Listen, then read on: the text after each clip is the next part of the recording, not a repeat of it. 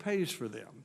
What are the prospects from the Shark Tank at the National Institutes of Health that there will be new, reliable, and inexpensive tests so we can have even more widespread testing? And Dr. Redfield, you're continuing to work on updated guidelines about going back to school and college safely. And are CDC employees going to be available in our states to help work with school districts to develop their plans? And what advice do you have about the arrival of the flu season this fall at the same time as COVID-19? This is a lot to discuss, but there will be time during the next 2.5 hours to answer most of those questions. Let me quickly highlight 3 areas that have come up in our 4 earlier hearings this month that I think need clarification. First, on contact tracing. No doubt contact tracing is crucially important. It identifies the people who might have been exposed so that they don't in turn expose someone else. According to an NPR report on June 18, states have already hired at least 37,000 contact tracers. State officials and Johns Hopkins Center for Health Security issued a report estimating the need for as many as 100,000 contact tracers. Several reports suggested Congress appropriate money to pay for those tracers. The reality is Congress already has. On April 24th, Congress appropriated $11 billion, which has been sent to states and tribes for the expenses of testing. That legislation explicitly said the money could be used for contact tracing. This is in addition to $755 million from the first emergency appropriations legislation on March 6 that could be used for contact tracing. And that's in addition to the March 27 legislation in which Congress appropriated $150 billion, $1.5 billion in the CARES Act for states, territories, and tribes to use for COVID preparedness and response. The CARES Act also included the $150 billion to states, but a significant amount of that $150 billion has not been spent, even though it is all designated for expenses related to COVID-19, which include contact tracing. For example, Tennessee's governor has told me he's reserving as much as $1 billion of that so that he can determine what flexibility he has in spending the money.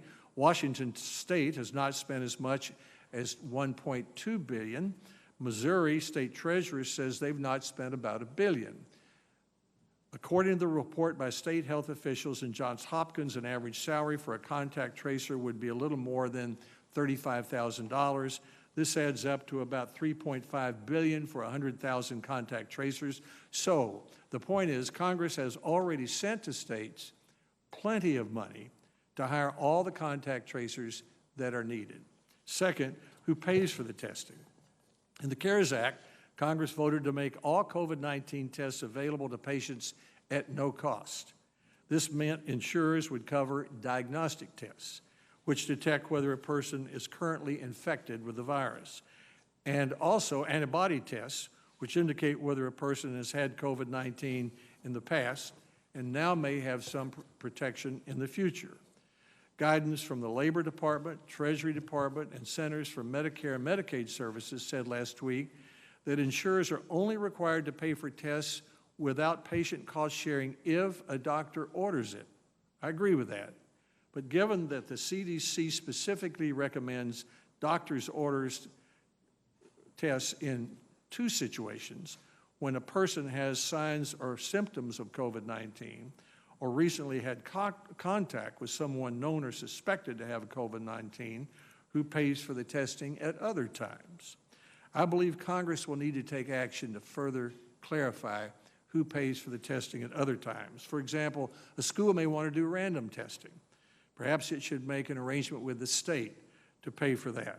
Or perhaps Congress needs to provide more money to pay for that. If an automaker wants to test all of its employees at the plant every 2 weeks, perhaps the automaker should pay for that. Or perhaps the state would want to pay for that. That needs to be clarified. Finally, flu shots.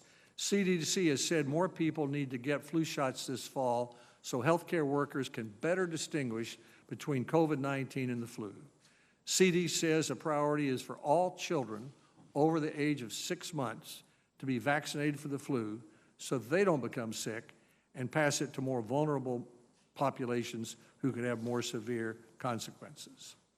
On January 24th, Senator Murray and I hosted our first bipartisan briefing on coronavirus at a time when there were only 4 cases in the United States. Since then, this committee has had 4 more briefings. Today is our 8th hearing on coronavirus and U.S. preparedness. Last week's hearing was about steps to take this year while our eye is on the ball to better prepare for the next pandemic. I've issued a white paper outlining 5 recommendations for Congress to prepare Americans for the next pandemic. And that paper has received more than 350 substantive comments that are available to all members of the committee. After all senators have had a chance to ask their questions, I will conclude the hearing by asking our witnesses if they have 2 or 3 suggestions about steps Congress should take this year to deal with the next pandemic, most of which will also help with this one. But this hearing is about what happens now as administrators prepare to reopen schools and colleges. Experts underestimated this dangerous and sneaky virus, and there is still much we don't know about it. But we do know the basic steps to take to reopen schools and colleges in 2020 before there is a vaccine, and those are these: social distance, wear a mask, wash your hands, test, contact trace, and isolate those exposed or sick. And hopefully by the fall, there will be treatments to make the consequences of the disease less severe. I look forward to hearing from our distinguished witnesses how school leaders and college presidents can safely reopen 135,000 schools and 6,000 colleges, and also learning the latest developments on testing and treatments that we can expect during the year 2020 before vaccines arrive. Senator Murray. Well, thank you very much, Mr. Chairman. Thank you to all of our witnesses for joining us here today. And of course, thank you to our staff for setting up the technology so we can hold this hearing safely. I want to get to the point quickly, and I'm going to be blunt about it. The COVID-19 response in our country is still a disaster. 126,000 lives lost was once considered an estimate on the high end of the spectrum. But the year is just halfway over, and it is now a grim reality. We have lost more Americans to COVID-19 than we lose to the flu each year, than we lost to the opioid crisis last year, and more lives than we've lost in every American war except the Civil War and World War II. And despite what President Trump claims, this pandemic is not fading, far from it. Several states are seeing rapid, record-setting increases, and the country just saw its largest single-day increase to date. And while this public health crisis rages across the country, we've seen a leadership crisis raging in the White House. As the president proves, time after time, he cares less about how this pandemic is impacting families and communities and more about how it makes him look. Just consider his appalling continued failure on testing. President Trump said anyone that wants a test can get a test. They still can't. He said testing was overrated. It is not. He said we prevailed on testing. We have not. Now he's saying we should be doing fewer tests and testing makes us look bad. Well, it clearly does not, and we clearly need to be doing more. The most honest thing he has said about testing is that he doesn't take responsibility at all. And that is exactly the problem. It's why Congress actually took bipartisan action in the last COVID-19 response bill to require the Trump administration to submit a comprehensive national testing plan. And it's why I'm still pushing for this administration to include more details in that plan and take more steps to ramp up testing. Because we are still nowhere close to the testing and tracing capacity we need to safely reopen our country, and ending support for federal testing sites while sitting on billions in testing funds Congress provided is not going to get us there. The ongoing struggle to get President Trump to take testing seriously should be a stark warning to Congress that when it comes to vaccines, we can't just leave this administration to its own devices. We have to hold it accountable. We know this pandemic will not end until we have a vaccine that is safe and effective, that can be widely produced and equitably distributed, and that is free and accessible to everyone, which is why we need a comprehensive national vaccine plan from the Trump administration as soon as possible. Given the testing plan, which Congress only received after forcing the administration's hand, was too little, too late. We need to take the opportunity we have right now to get a vaccine plan much earlier and avoid the missteps we've seen with testing. So I hope Republicans will work with me in a bipartisan way once again to require this administration to put forward a plan. We need the Trump administration to show us how they will ensure a vaccine is safe and is effective. I'm as eager as anyone for a vaccine, but this isn't just about doing something fast. It is about doing it right. That's why we need to know the process for developing a vaccine is rigorous, it's inclusive, it's transparent, and it is science-driven. But in light of the hydroxychloroquine debacle and the removal of Dr. Bright from BARDA for questioning the administration's efforts to promote that unproven treatment, we cannot take for granted this process will be free of political influence. We have to demand serious oversight. In order to give the public full confidence that a vaccine is safe and effective, the administration needs to commit now to being fully transparent about the standards a vaccine will be expected to meet and releasing the clinical trial data that FDA uses to evaluate safety and effectiveness. We also need a plan detailing how to produce and distribute vaccines nationwide and make sure everyone can actually get them. We saw with testing how avoidable bottlenecks create damaging delays when the federal government refuses to step in and lead like it needs to do in a time of crisis. And unfortunately, we saw how existing health disparities are exacerbated without a plan to overcome them, as even the incomplete data we currently have shows Black, Latino, and tribal communities have significantly less access to testing than white communities. This is an injustice that we must not repeat when it comes to vaccines. We also need a plan to guarantee vaccines are free so that cost is not a barrier for patients. And it's worth noting, we still need to act to make COVID-19 treatment available at no cost too. And the plan must address barriers like vaccine hesitancy and misinformation, especially when one of the most prominent sources of misinformation so far has been the President of the United States. While the discovery of an eventual vaccine may still be far off, these are issues we need the administration to answer now. So I hope Republicans will work with me to require the administration to submit a comprehensive vaccine plan and address many of the other urgent issues stemming from this pandemic. Our businesses, our workers, teachers, students, and families do not have what they need to safely return to work or school, period. Our medical system, doctors, nurses, frontline workers continue to face unimaginable risk, stress, and fatigue. They need Congress to step up to help them continue to save lives. And families need us to continue to ensure they have basic services and can keep food on their tables. The House passed the HEROES Act 46 days ago to get more relief to frontline workers, to families, and businesses. It is well past time for Leader McConnell and Senate Republicans to sit down with fellow Democrats and get to work. There's no question our country is still in crisis. And every day the Senate fails to take action is a day we allow it to get worse.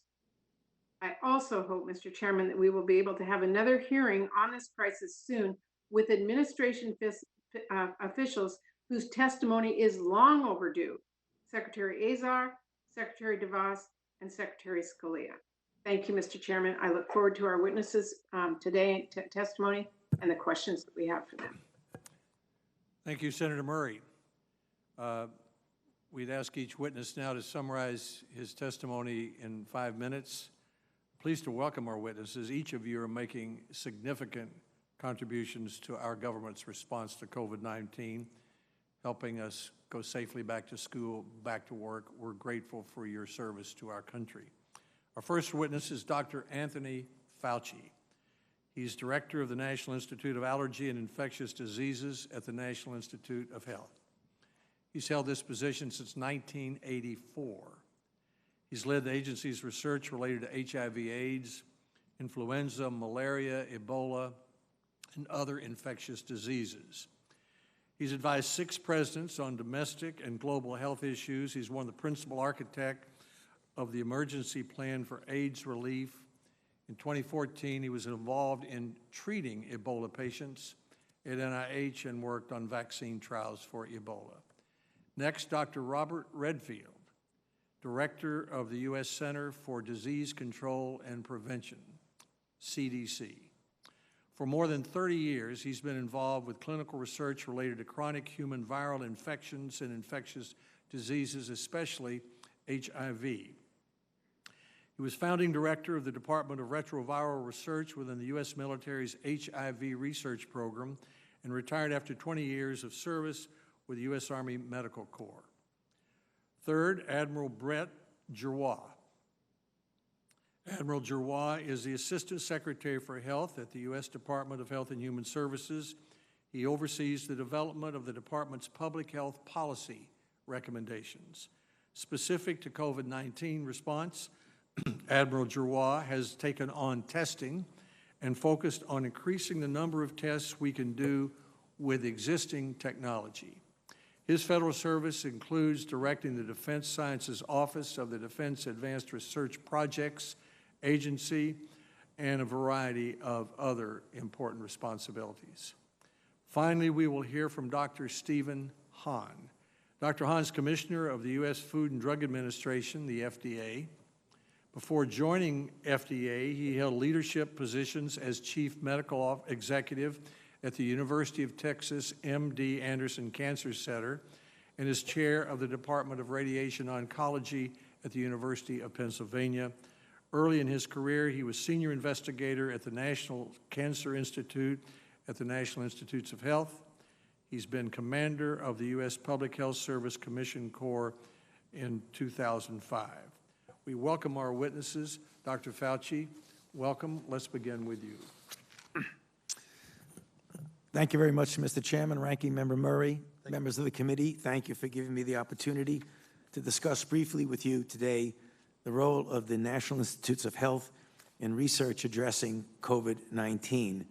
And as you indicated, Mr. Chairman, I will, during the question period and alluding to in the presentation, address some of the issues regarding schools. The NIAID-NIH Strategic Plan for COVID research involves 4 major components.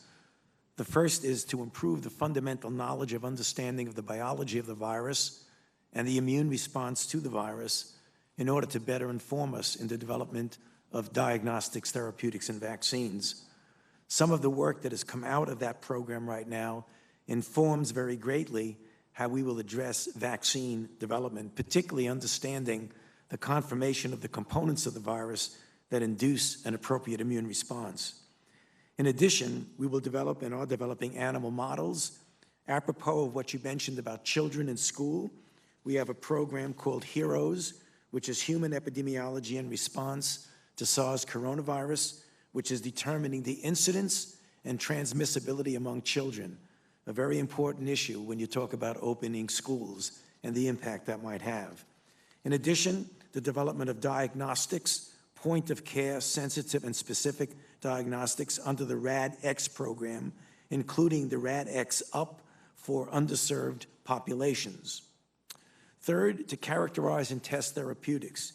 You mentioned the importance of this as we open up schools. There are a number of programs very active that have already shown efficacy or not in some drugs, as well as a number of clinical trials that are ongoing. One in particular, was the first randomized placebo-controlled trial showing that the drug remdesivir diminishes by about 32% the time it takes to get to recovery in people with advanced disease, pulmonary involvement. In addition, we have another study combining this with an anti-inflammatory agent. Next, we have vaccines.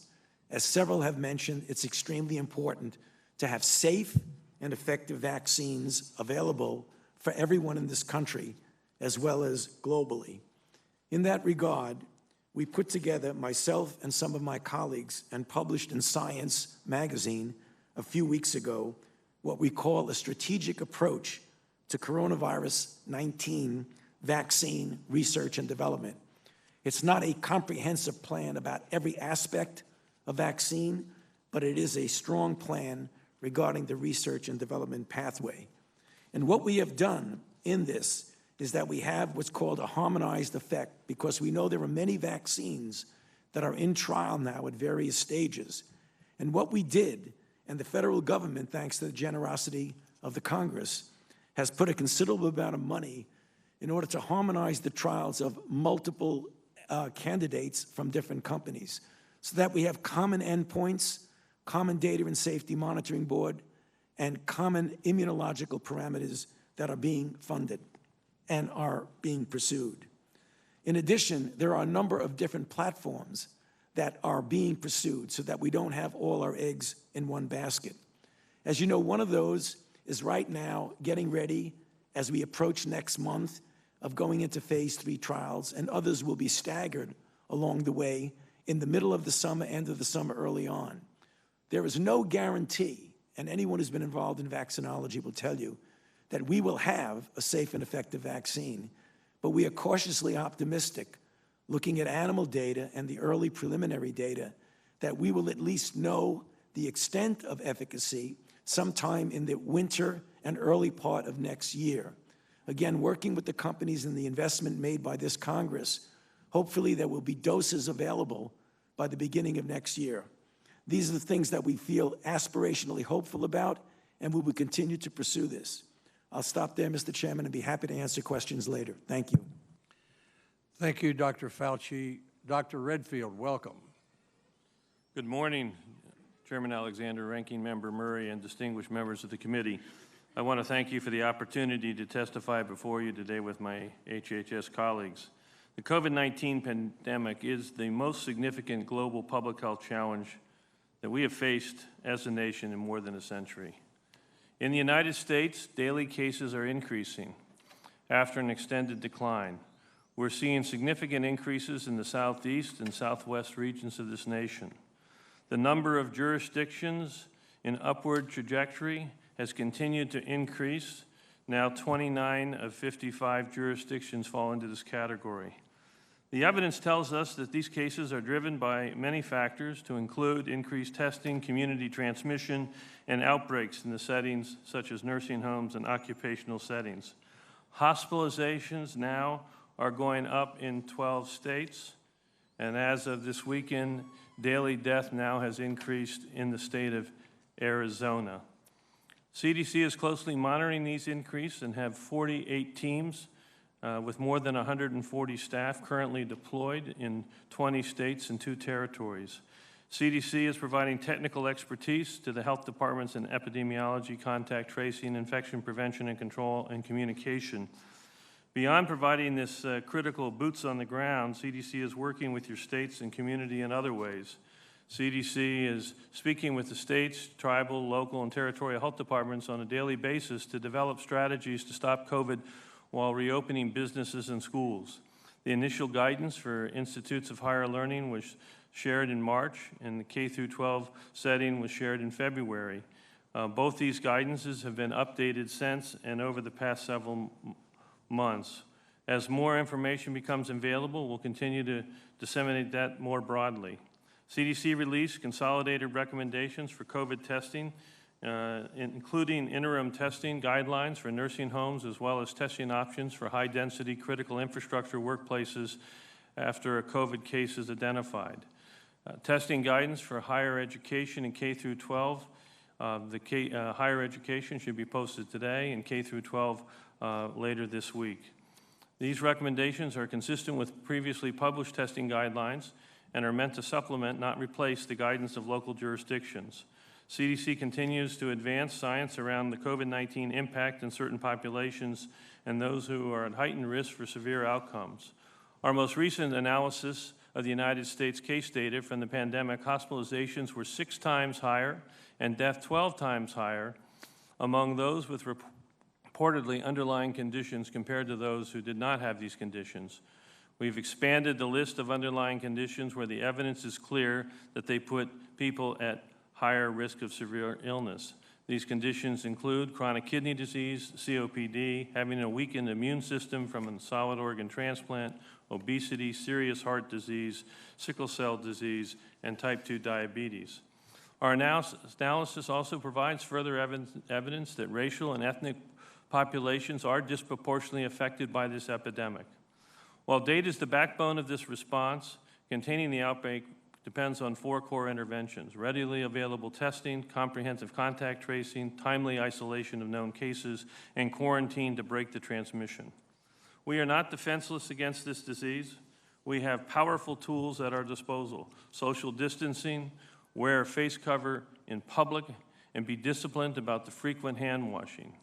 It is critical that we all take the personal responsibility to slow the transmission of COVID-19 and embrace the universal use of face coverings. Specifically, I'm addressing the younger members of our society, the millennials and the Generation Zs. I ask those that are listening to spread the word. Before I close, I'd like to speak briefly about how CDC is assisting the front lines of our health departments to fight COVID. With your support, CDC has awarded $12 billion to 64 jurisdictions. Data modernization is underway. Public health laboratories are building resilience. Number of contact tracers have grown 345%.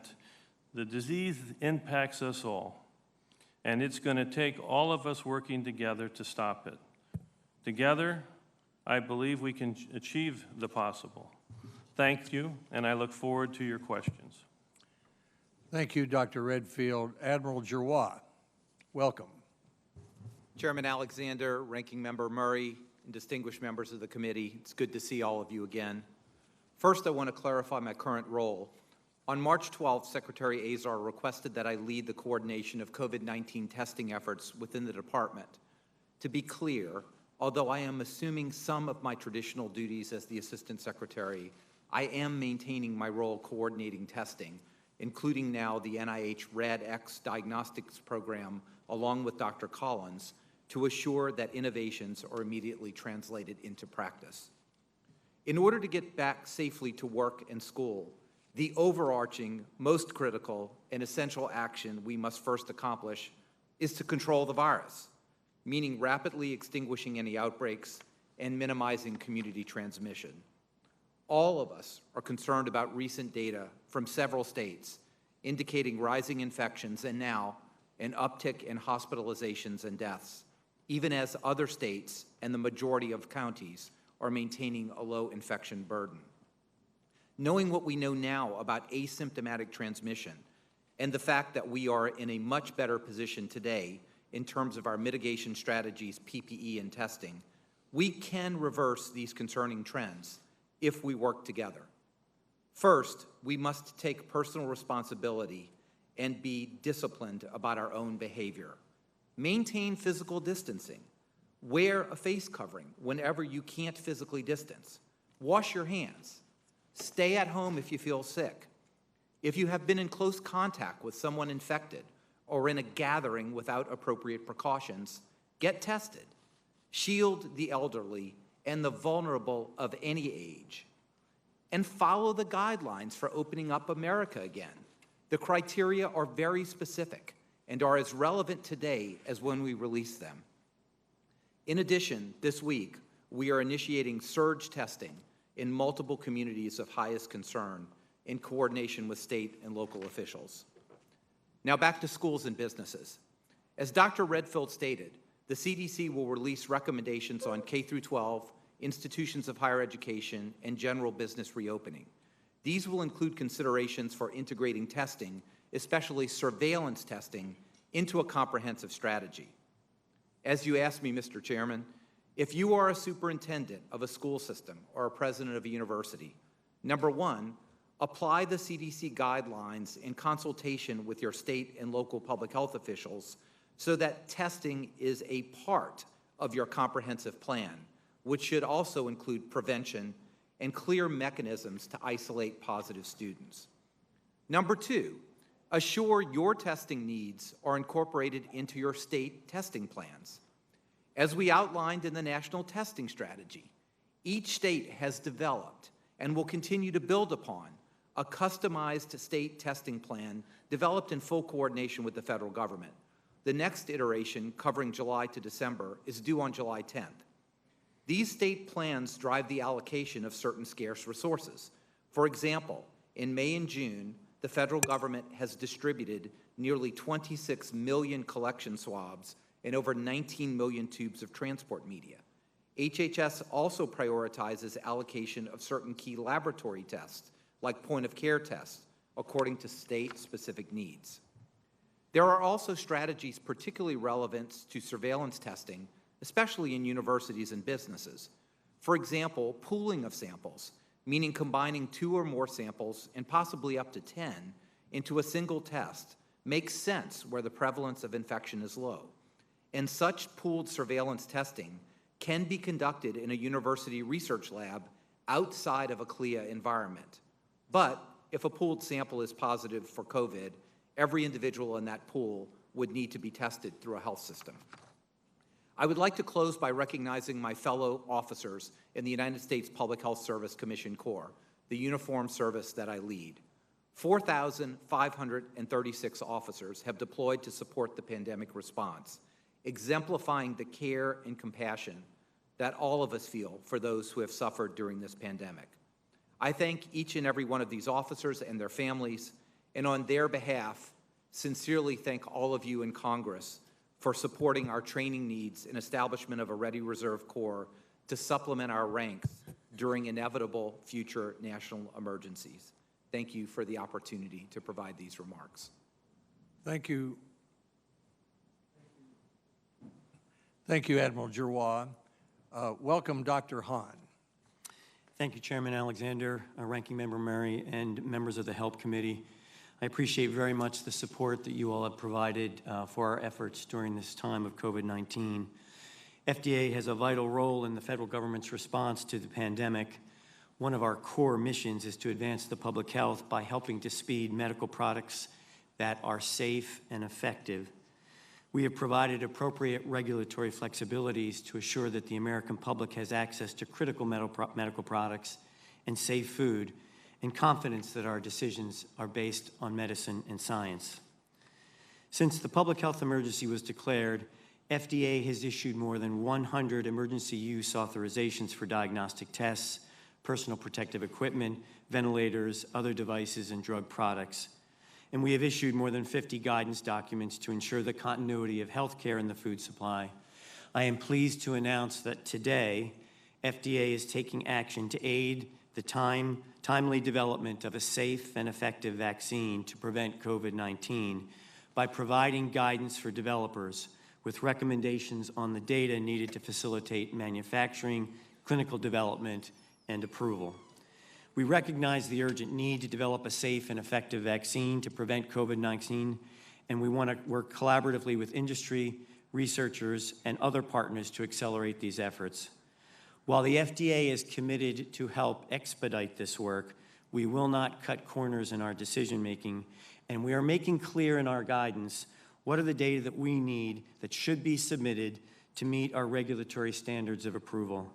This is particularly as important as we know that some people are skeptical of vaccine development efforts. The FDA strongly encourages the inclusion of diverse populations in all phases of clinical development, including populations most affected by COVID-19, and specifically racial and ethnic minorities, as well as adequate representation in late-phase trials of elderly individuals and those with medical comorbidities. We also have information in this guidance about including women who are pregnant, as well as for pediatric assessments of safety and effectiveness. The American people should know that we have not lost sight of our responsibility to maintain our regulatory independence and ensure that our decisions related to all medical products, including COVID-19 vaccines, are based on sound science and the available data. This is a commitment the American public can have confidence in and that I will continue to uphold personally. While vaccine research is ongoing, rapid testing and therapeutic development can aid in the safe return to school, college, and the workplace. FDA is constantly evaluating new data we receive on testing so that we can promote the development of new and better tests and remove tests that are not reliable from the market. And we have put into place an initiative to accelerate the development of treatments called the Coronavirus Treatment Acceleration Program, or CTAP. We've seen some of the consequences of that program, such as the authorization of remdesivir and the recent information regarding other therapeutics that might be of benefit to patients with COVID-19. We are working day and night to provide guidance to and review proposals from companies, scientists, and researchers who are developing therapies for COVID-19. We are now preparing for the next phase of addressing this evolving crisis. It is mission critical that the agency constantly evaluate whether our processes are maximal to promote and protect the public health. And therefore, we are beginning a comprehensive real-time review and assessment of our actions to date to address the COVID-19 pandemic, and I'm glad to answer questions about that review. I want to thank the more than 17,000 FDA employees who have been working night and day to help expedite medical products, but also to provide the necessary oversight with the appropriate science and data. We know that the virus remains with us. FDA is committed to doing the critical work that will get the country to the point at which Americans judge it safe to return to work and school as quickly as possible. I am incredibly proud of the dedicated women and men of the FDA whose commitment to defeating this pandemic has been unwavering. I can assure you the FDA will continue to provide leadership, expertise, guidance, and information as we continue to address this unprecedented challenge and fulfill our mission to protect and promote public health. Thank you, and appreciate and look forward to your questions. Thank you, Dr. Hahn, and thanks to each of our witnesses. We'll now begin a round of 5-minute questions. All of the senators are participating today, almost all, and so I would ask the senators and the witnesses to try to keep each segment within 5 minutes.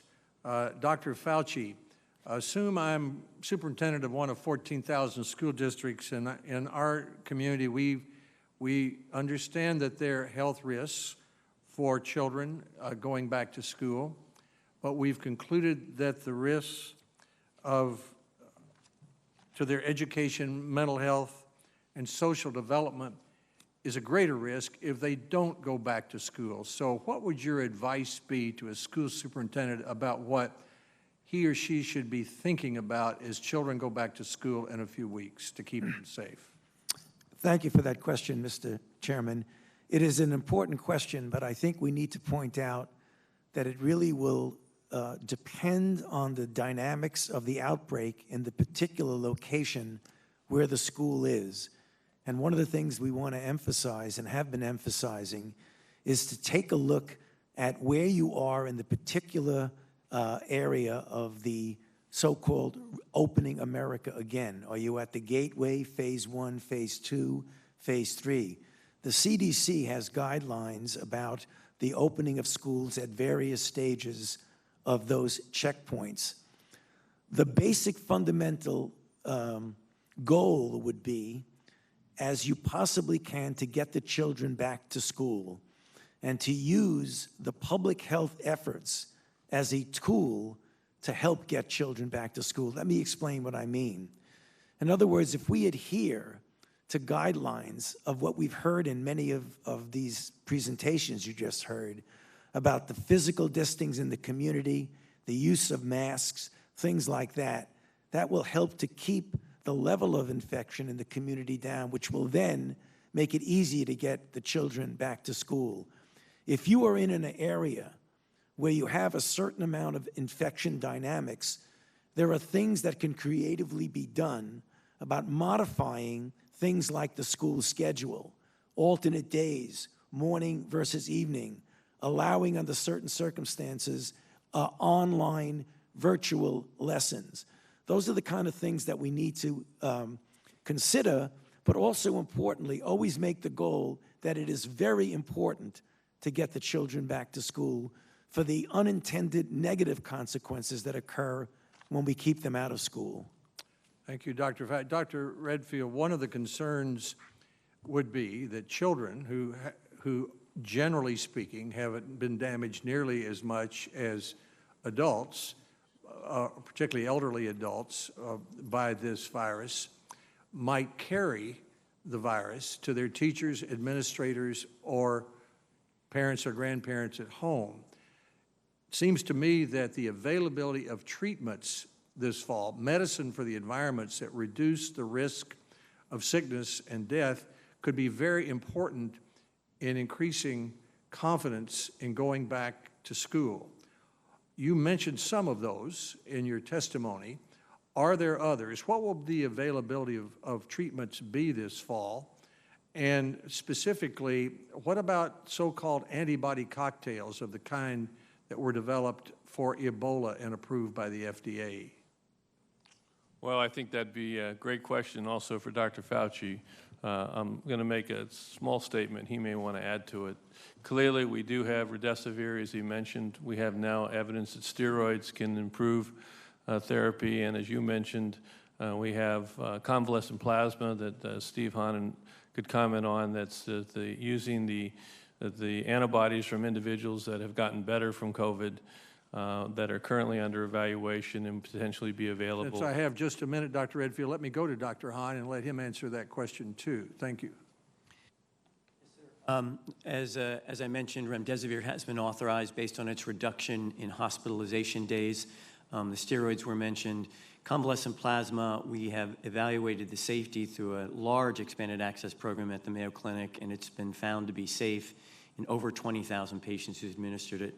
We are waiting for the safety data, and we will be passing those data along to BARDA, who's the sponsor of that program.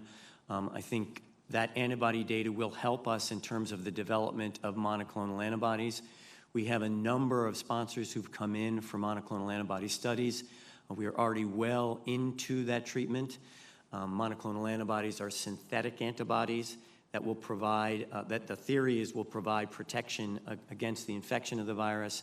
And we're hopeful that those studies by the late summer, early fall will provide us information about their effectiveness and safety. So you're optimistic that there will be more than one treatment available this fall for teachers, administrators, older adults? Yes, sir, I'm optimistic. Thank you very much, Senator Murray. Well, thank you very much to all of our witnesses. We all very much appreciate your service and your work. Dr. Fauci, last time you testified before this committee, you warned us of needless suffering and death if states begin reopening too early. And just over a month later now, we are seeing a record number of cases. We do not have enough tests, and we do not have enough contact tracers.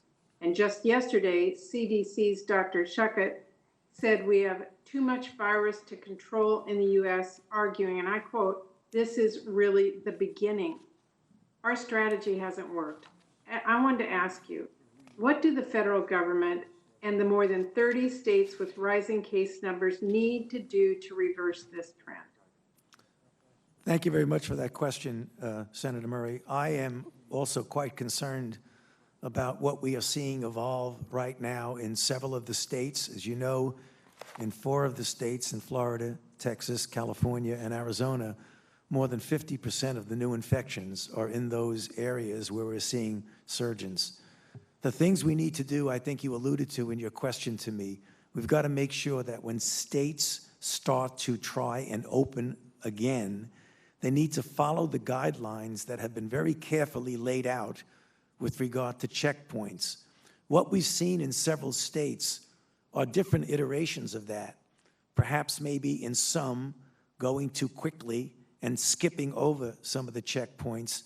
But even in states in which the leadership, in the form of the governors and the mayors, did it right with the right recommendations, what we saw visually in clips and in photographs of individuals in the community doing an all or none phenomenon, which is dangerous. And by all or none, I mean either be locked down or open up in a way where you see people at bars not wearing masks, not avoiding crowds, not paying attention to physical distancing. I think we need to emphasize the responsibility that we have both as individuals and as part of a societal effort to end the epidemic, that we all have to play a part in that. And I think if you look at the visuals, what we saw were a lot of people who maybe felt that because they think they are invulnerable, and we know many young people are not because they're getting serious disease, that therefore they're getting infected has nothing at all to do with anyone else, when in fact it does. Because if a person gets infected, they may not be symptomatic, but they could pass it to someone else, who passes it to someone else, who then makes someone's grandmother, grandfather, sick uncle, or a leukemic child on chemotherapy get sick and die. We've got to get that message out that we are all in this together. And if we are going to contain this, we've got to contain it together. Well, I assume that would mean that elected and community leaders need to model good public health behavior and wear a mask. We recommend masks for everyone on the outside. Anyone who comes into contact in a crowded area, you should avoid crowds where possible. And when you're outside and not have the capability of maintaining distance, you should wear a mask at all times. Thank you. Dr. Redfield, last week, Dr. Julie Gerberding, who served as the CDC director under President George W. Bush, testified to our committee that if she were in charge, one of her top priorities would be the creation of a national vaccine plan that addresses the science, development, allocation, uptake, and monitoring of a vaccine, saying, quote, "We know this is in our future and we are not ready for it." I couldn't agree more. And that plan has to detail how the federal government will scale up manufacturing, coordinate the supply chain so we avoid the missteps we saw with testing. It needs to combat misinformation and vaccine hesitancy and make sure that vaccine distribution addresses health disparities and a lot more. Dr. Redfield, do you agree a plan like that is needed? Senator, I think it's very important that we have an integrated plan for this vaccine. When can we expect to see one? Well, I'm going to ask Dr. Hahn if he'd like to comment. I know recently they had a vaccine plan for, at least for the FDA's perspective. CDC is working on the issues that you said that I think are so important in building vaccine confidence in this country. Can you tell me if CDC will be giving us their plan since CDC would be writing the comprehensive plan? We're developing a plan as we speak, and again, to keep building on the efforts that we have to rebuild what I call vaccine confidence in this country, which is really critical. And then on top of that, there'll be a very defined plan for distribution of this vaccine, prioritization of this vaccine, monitoring for safety of this vaccine. A couple weeks, a couple months, the end of the year. Do you have any estimate on when we'll see that plan? Well, it's currently in development within the group. And I'd anticipate that we'll see that plan in the near weeks ahead, Senator. Weeks, not days, months? In the weeks ahead. It's a collective effort that we're doing together within the concept of Operation Warp Speed. But CDC has been working on this plan literally for probably the last 10 to 12 weeks. Well, Mr. Chairman, I would just say we need to see that plan. We need to know what it is. The American public needs to know what that is. Communities need to know what that is. So I hope that we urge that plan to be public as soon as possible so we all know what to expect. Thank you, Senator Murray. Senator Burr. Thank you, Mr. Chairman. After working on pandemic policy now for 17 years, I'm reminded this morning Tony Fauci's been doing it twice as long as I have, and most of you at the dais have been doing that as well. I urge my colleagues, pay attention to what each of these individuals say, because some things are predictable up here. Congress is a full-fledged partner and funds things when there's an urgent need, a threat that's out there.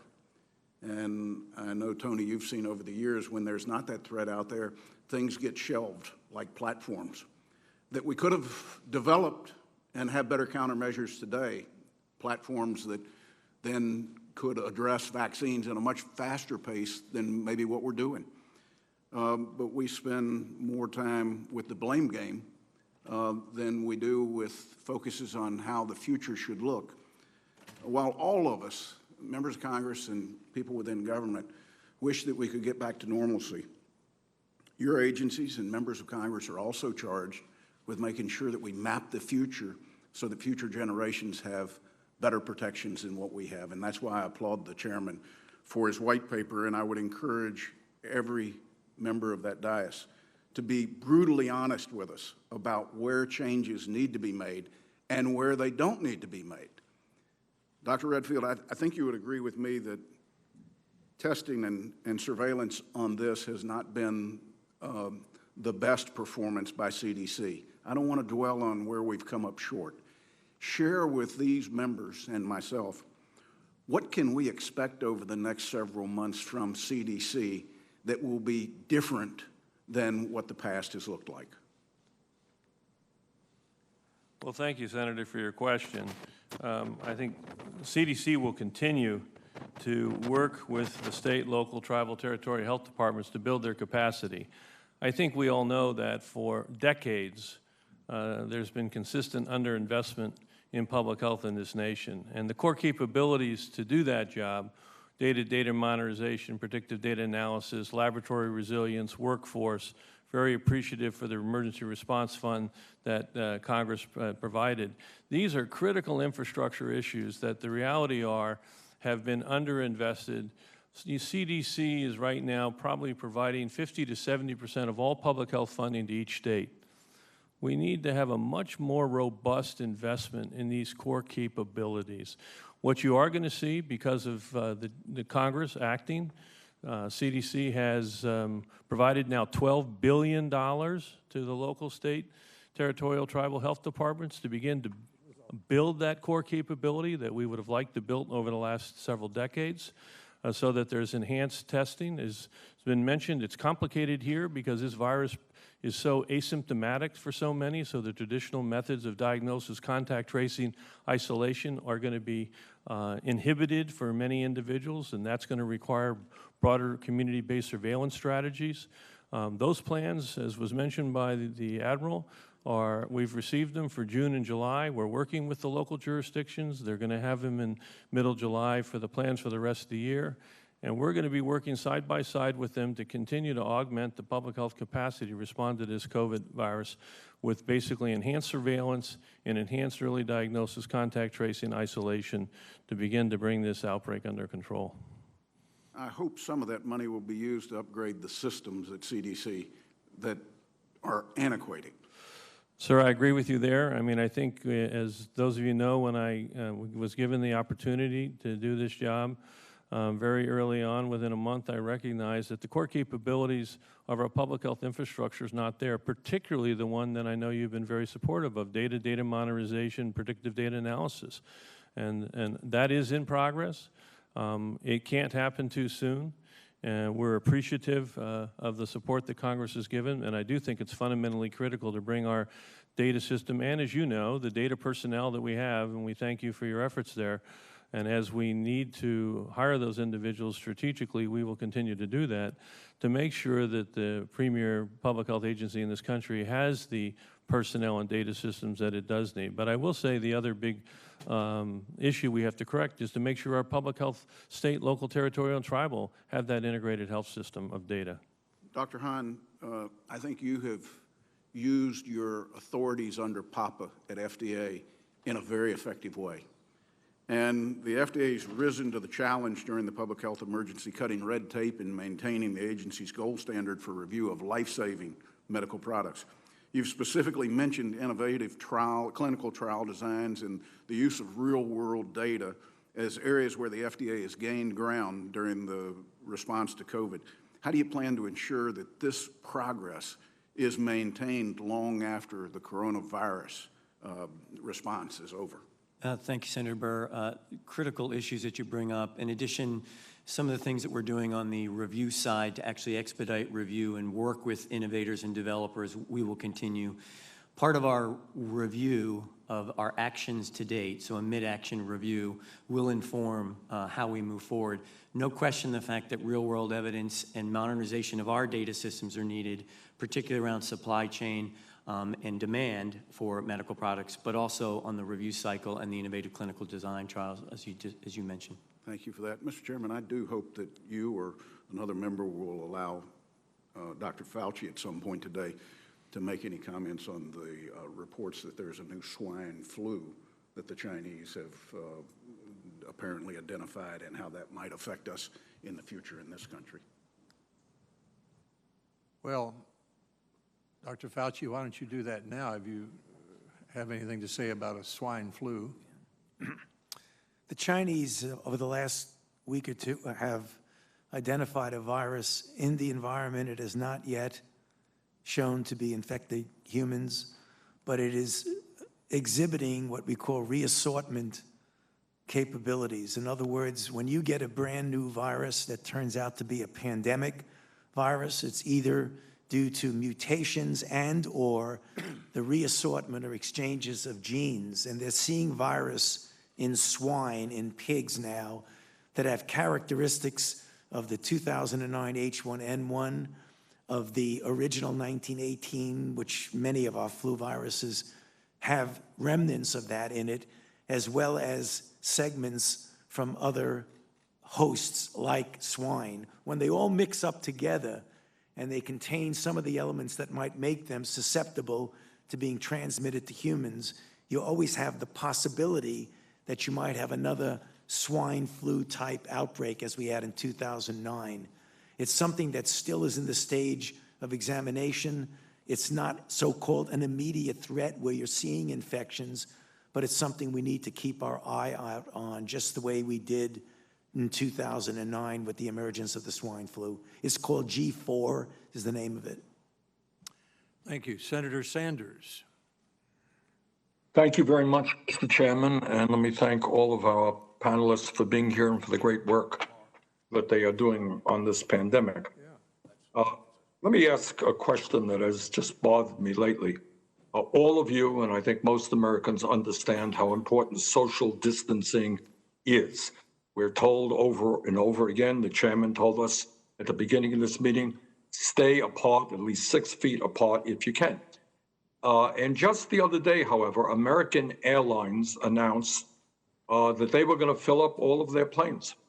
And other airlines have done the same. So you're going to have people going from New York to California, 5-6 hours, sitting inches apart from each other. And then you got buses all over America where people are kind of packed in like sardines. But my question is, why hasn't the government, whether it's the CDC or the Department of Transportation, issued guidelines prohibiting those violations of what we all know to be common sense? Who wants to, Dr. Fauci, you want to start on that one there? Thank you, Senator. Well, I'm not the CDC, but I'd be happy to make a comment on that, and maybe Bob would also. I mean, obviously, that is something that is of concern. I'm not sure exactly what went into that decision making.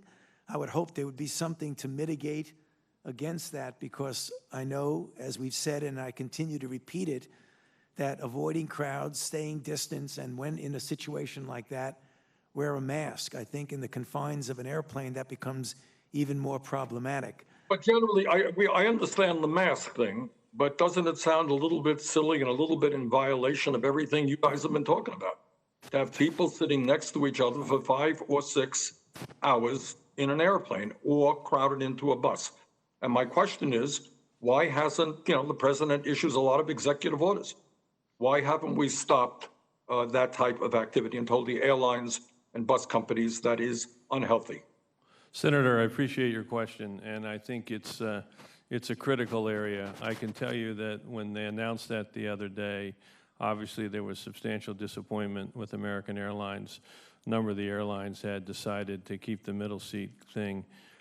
I can't say this is under critical review right now by us at CDC. We don't think it's the right message, as you pointed out. Again, we think it's really important in individuals that are in whether it's a bus or a train or a plane, or social distancing to the degree that's feasible, and at least have a reliable face covering. So, Okay. Well, I thank you, and I just hope very much that the CDC or the appropriate agency basically tells these companies that that is unacceptable behavior. They're endangering the lives of the American people.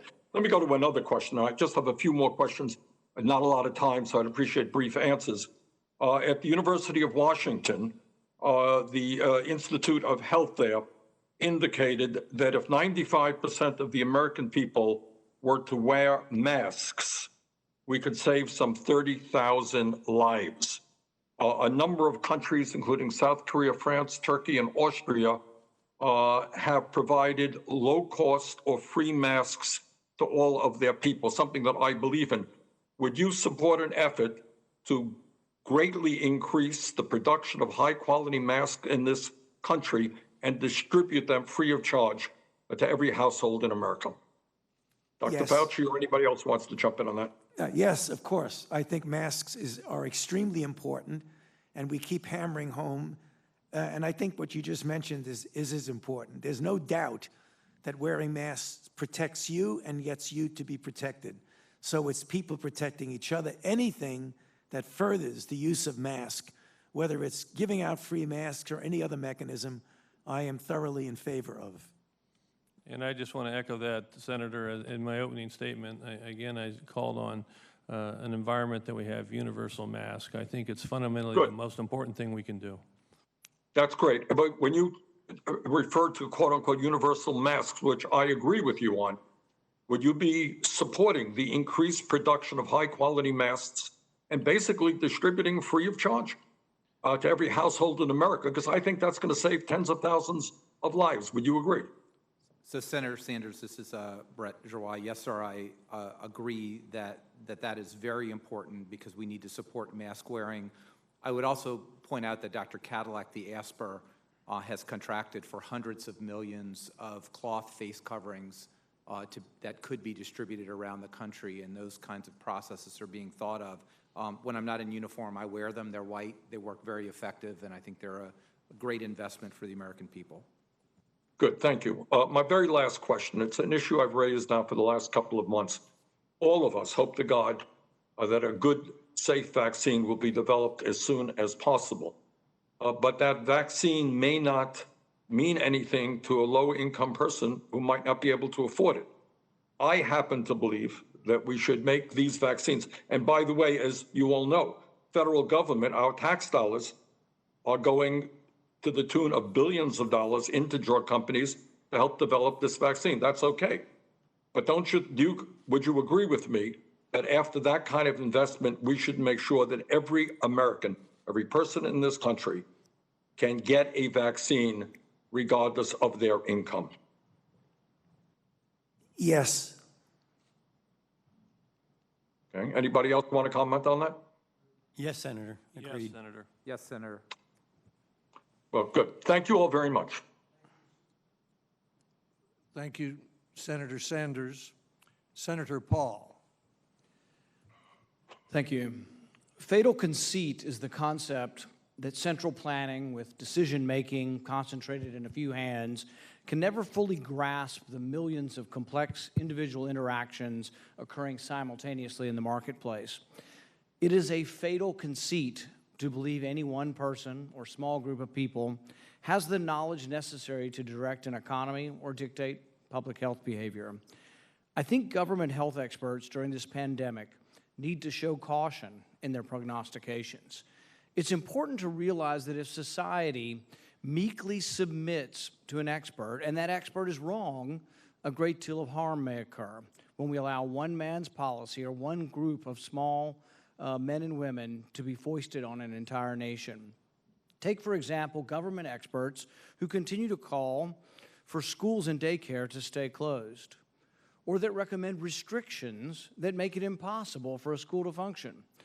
For a time, there may not have been enough information about coronavirus in children, but now there is. There are examples from all across the United States and the world that show that young children rarely spread the virus. Let's start in Europe. 22 countries have reopened their schools and have seen no discernible increases in cases. These graphs behind me show no surge when schools open. The red line is where the schools opened. There is data from Austria, Belgium, Denmark, France, Germany, Netherlands. No spike when schools are opened. Contact tracing studies in China, Iceland, Britain, and the Netherlands failed to find a single case of child-to-adult infection. Here at home, child care for essential workers continued to be available in some states throughout the pandemic. Brown University researchers collected data on daycares that remained open during the pandemic. Over 25,000 kids in their study found that only 0.16% got COVID. And when you looked at the confirmed cases for staff, there was about 1% of more than 9,000 staff. The YMCA also has put forward statistics.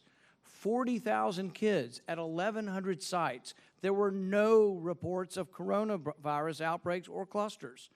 Dr. Joshua Sharfstein of Johns Hopkins writes, there is converging evidence that the coronavirus doesn't transmit among children like the flu, that it is a lower risk.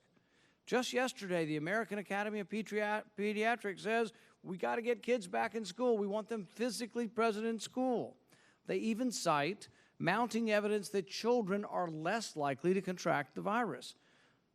Ultimately, this all comes down to the fatal conceit that central planners have enough knowledge somehow to tell a nation of 330 million people what they can and can't do. Perhaps our planners might think twice before they weigh in on every subject. Perhaps our government experts might hold their tongue before expressing the opinion whether we can play NFL football or Major League Baseball. Not in October. Perhaps our experts might think twice before telling the whole world that a COVID vaccine likely won't provide herd immunity. We don't know. Why weigh in with these opinions that we have no knowledge of? These are forecasts that may well be wrong. Perhaps our experts might consider the undue fear they are instilling in teachers who are now afraid to go back to work. No one knows the answers to these questions. We shouldn't presume that a group of experts somehow knows what's best for everyone. Hayek had it right.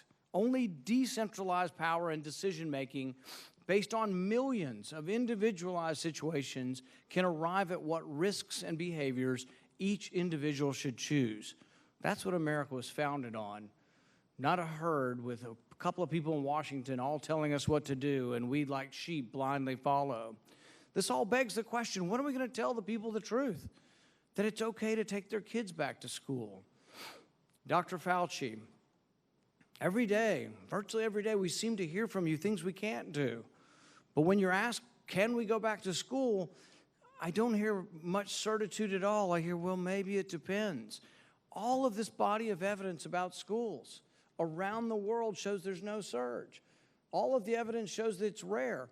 I mean, we've so politicized this and made it politically correct that the WHO releases that it's rare, and you have a scientist up there honestly giving her opinion. What happens to her? She's blackballed, and her report that she refers to is taken off the website.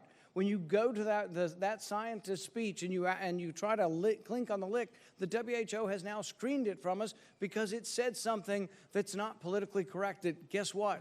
It's rare for kids to transmit this. But I hear nothing of that coming from you.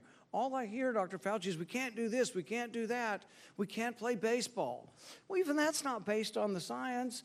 I mean, flu season peaks in February. We don't know that COVID's going to be like the flu season. It might, but we don't know that. But we wouldn't ban school in October. You might close some schools when they get the flu. We need to not be so presumptuous that we know everything. But my question to you is, can't you give us a little bit more on schools that we can get back to school, that there's a great deal of evidence, and it's actually good evidence that kids aren't transmitting this. It's rare, and that kids are staying healthy, and that, yes, we can open our schools. Mr. Chairman, do I have a little bit of time to? Well, I give you a little that was answer well that. over 5 minutes, but we'll. Thank you, Go Senator ahead and Paul. please answer the question. Yeah, so very quickly, Senator Paul, I agree with a lot of what you say about, this idea about people having to put their opinions out without data. And sometimes you have to make extrapolations because you're in a position where you need to at least give some sort of recommendation. But if you were listening, and I think you were, to my opening statement and my response to one of the questions, I feel very strongly we need to do whatever we can to get the children back to school. So I think we are in lock agreement with that.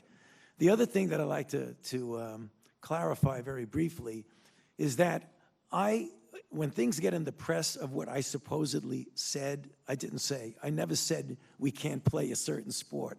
What happens is that people in the sport industry, they could either be people from Players Association, owners, people involved in the health of the players, ask me opinions regarding certain facts about the spread of the virus, what the dynamics are. I give it, and then it gets interpreted that I'm saying you can't play this sport or you can't play that sport. I agree with you. I am completely unqualified to tell you whether you can play a sport or not. The only thing that I can do is, to the best of my ability, give you the facts and the evidence associated with I know about this outbreak. Thank you. Thank you. We just need Paul. more optimism. Thank you, There Senator is good Paul. news out We'll there. now We're go to not Senator getting it. Casey. Mr. Chairman, thank you very much for the hearing, and I want to thank our witnesses for their public service. Mr. Chairman, let me start with Dr. Hahn, then I'll move to Admiral Giroir. Dr. Hahn, I wanted to ask you about vaccines, and as your testimony indicates, and as we've been discussing over time, as researchers work to develop vaccines to protect against COVID-19, it's important that the final FDA-approved products have the full confidence of the American people. A vaccine doesn't help if people don't choose to, in fact, be vaccinated. So my first question is, given that we've seen very high rates of both vaccine refusal as well as skepticism, what role can the FDA play in the coming months to earn the public's trust that the COVID-19 vaccines are safe and effective? That's question number one, what role the FDA can play. And then the second question is, what steps can you take as FDA commissioner to bolster public confidence? Thank you, Senator, for that question. I couldn't agree more that public confidence in vaccines is so important. So to your first question, we have an obligation to use all of our scientific knowledge, our regulatory framework, to ensure that any vaccine that comes before us, whether for authorization or approval, meets our stringent standards for safety and effectiveness. One of the reasons that we issued that guidance that I mentioned in my opening statement was to provide regulatory clarity around what FDA expects with respect to those data. We want to see certain parts of those data so that we can demonstrate to the world, to the nation, to the American people, that we are following our rigorous standards with respect to safety and efficacy. The other thing that we've done is draw a very bright line between FDA and our regulatory independence and all the sponsors who are putting forth vaccine applications to us. And that includes Operation Warp Speed. So we are providing technical assistance to those sponsors, but we are not part of the decision-making process, and we will maintain our regulatory independence. I will not prejudge, the agency will not prejudge any decision with respect to this, but we will use the science and the data. With respect to what I can do personally, Senator, I commit to you that I will continue to be a voice emphasizing the regulatory independence. We have a number of communications in progress to communicate to the American people that the standards we're going to uphold are firm, they are rooted in science and data, and that they will ensure that we meet the usual high standards of FDA with respect to safety and efficacy. Thanks very much, Doctor. I might submit a question for the record to Dr. Redfield as well, but just so I can get my second question in to the Admiral.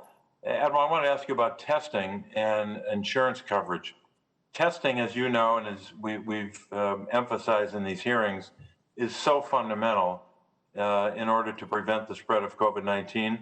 Congress, I think, acted upon that knowledge by mandating full coverage of COVID-19 diagnostic and antibody testing, both in the Families First bill as well as the CARES Act. We made it clear that Americans shouldn't have to pay a dime for COVID-19 testing. but we're hearing alarming reports of people not being tested, often for one of two reasons, because they're under the impression they will have to pay for testing, and patients who have been tested are receiving surprise medical bills.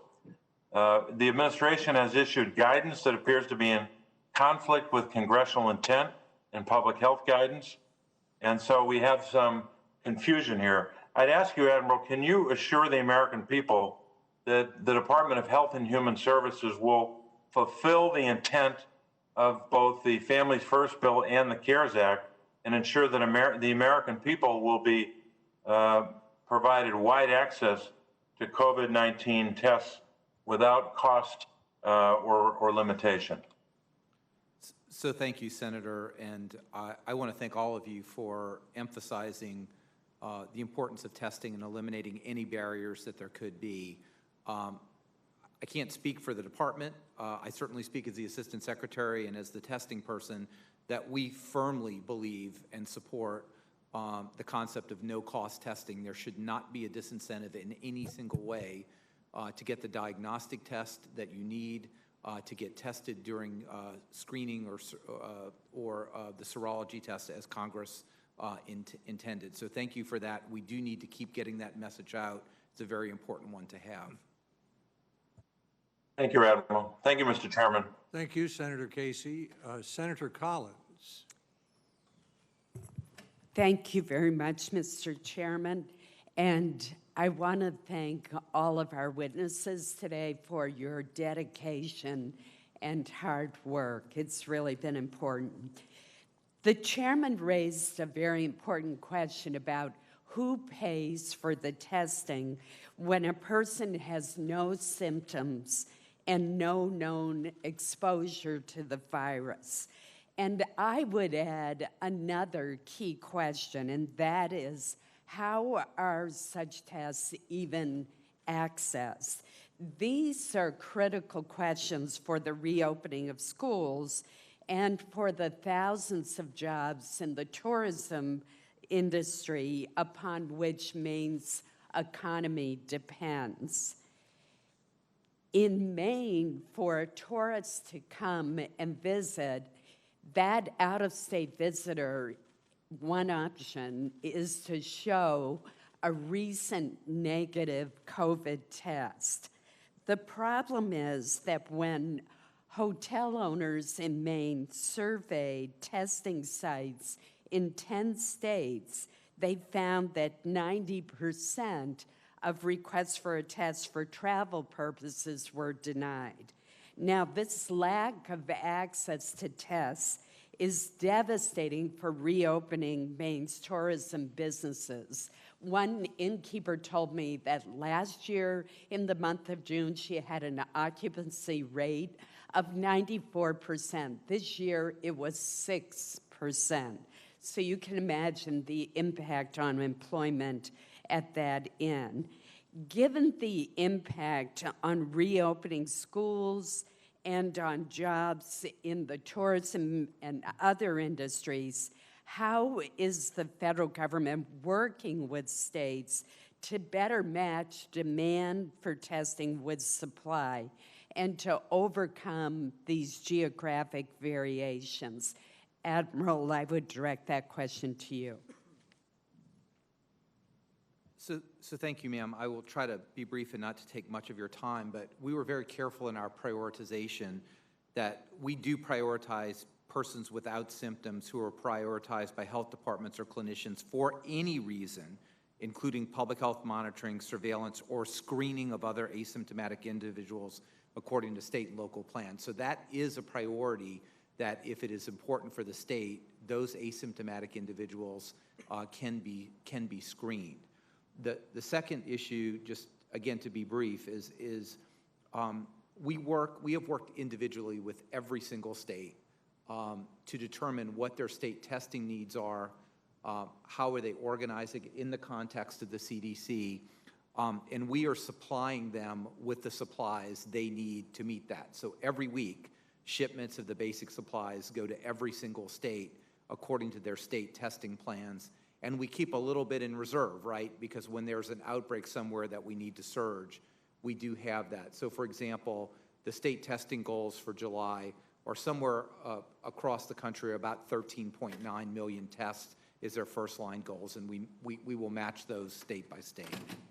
I hope that you will help us get that word out to testing sites in states from which a lot of tourists usually come to Maine. That would be very helpful to us. Dr. Fauci, let me turn to you. Earlier this month, higher education leaders in Maine issued a framework for safely returning to campuses this fall that recognizes the importance of testing and the need to include financially struggling institutions in partnerships in order to make sufficient testing protocols possible. You last week spoke about the possibility of the development of pool testing strategies. And as I understand this would allow more people to be tested using fewer resources. And the medical director of Stanford's clinical virology lab suggests that this makes particular sense in areas with low rates of COVID-19, where you would expect the large majority of tests to be negative. Could you expand on the possibility of expanding pool testing and tell us more about that? Yes, thank you for the question, Senator. What that really is, if you want to get a feel for the penetrance of infection in a community, rather than testing each individual person, which takes resources and time, what you do, and you can do a statistical analysis of not losing sensitivity by pooling, let's say 10 or 15 or 5 together. So you put all the tests together and you do one test. If that test is negative, then you know those 10 people are all negative. So instead of utilizing 10 tests, you've utilized one test. Then you get another batch of, we'll say, 10 or so. And if you then find one is positive, then you go backtrack and figure out who that person is. And if you do the mathematical calculation, you can save a lot of time, a lot of resources, and use the testing for a variety of other things that you would need. So it's a really good tool. It can be used in any of a number of circumstances, at the community level or even in school if you wanted to do that. So apropos of what you started your comment off with, it clearly can be extrapolated to that. Thank you so much. That sounds like an excellent technique for our schools to use. Thank you, Senator Collins. Senator Baldwin. Thank you, Mr. Chairman. I want to thank all of our witnesses today for joining us. Like so many members of this committee, I'm concerned about new outbreaks and increasing cases. Certainly, I've seen them in my home state of Wisconsin, and I know we're seeing that nationally.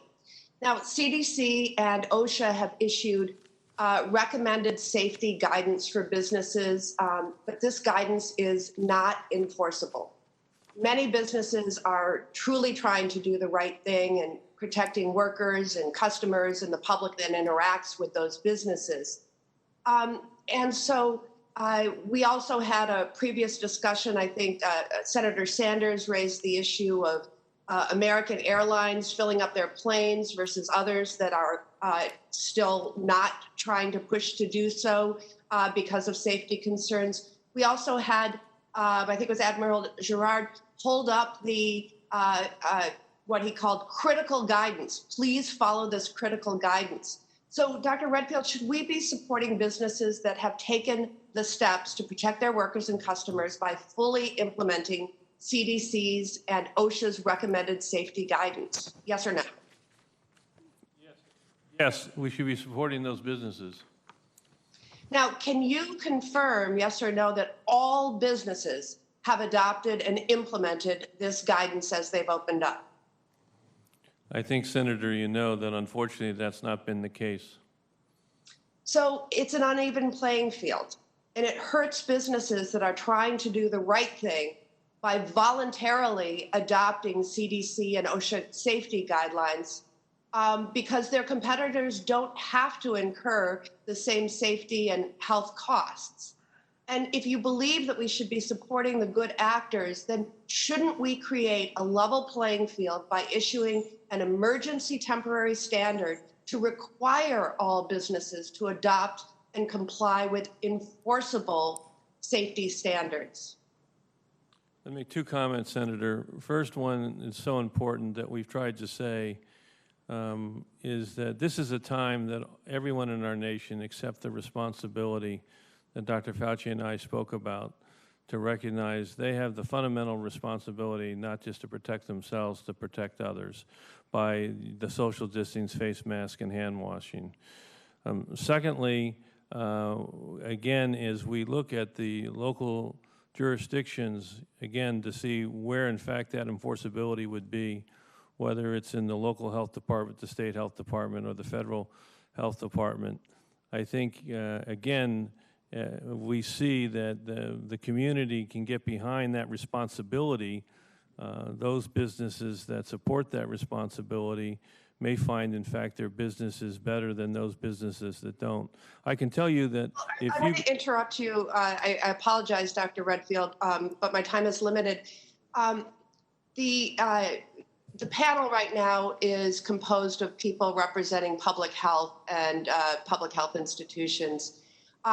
OSHA is our lead federal agency for protecting worker safety and health.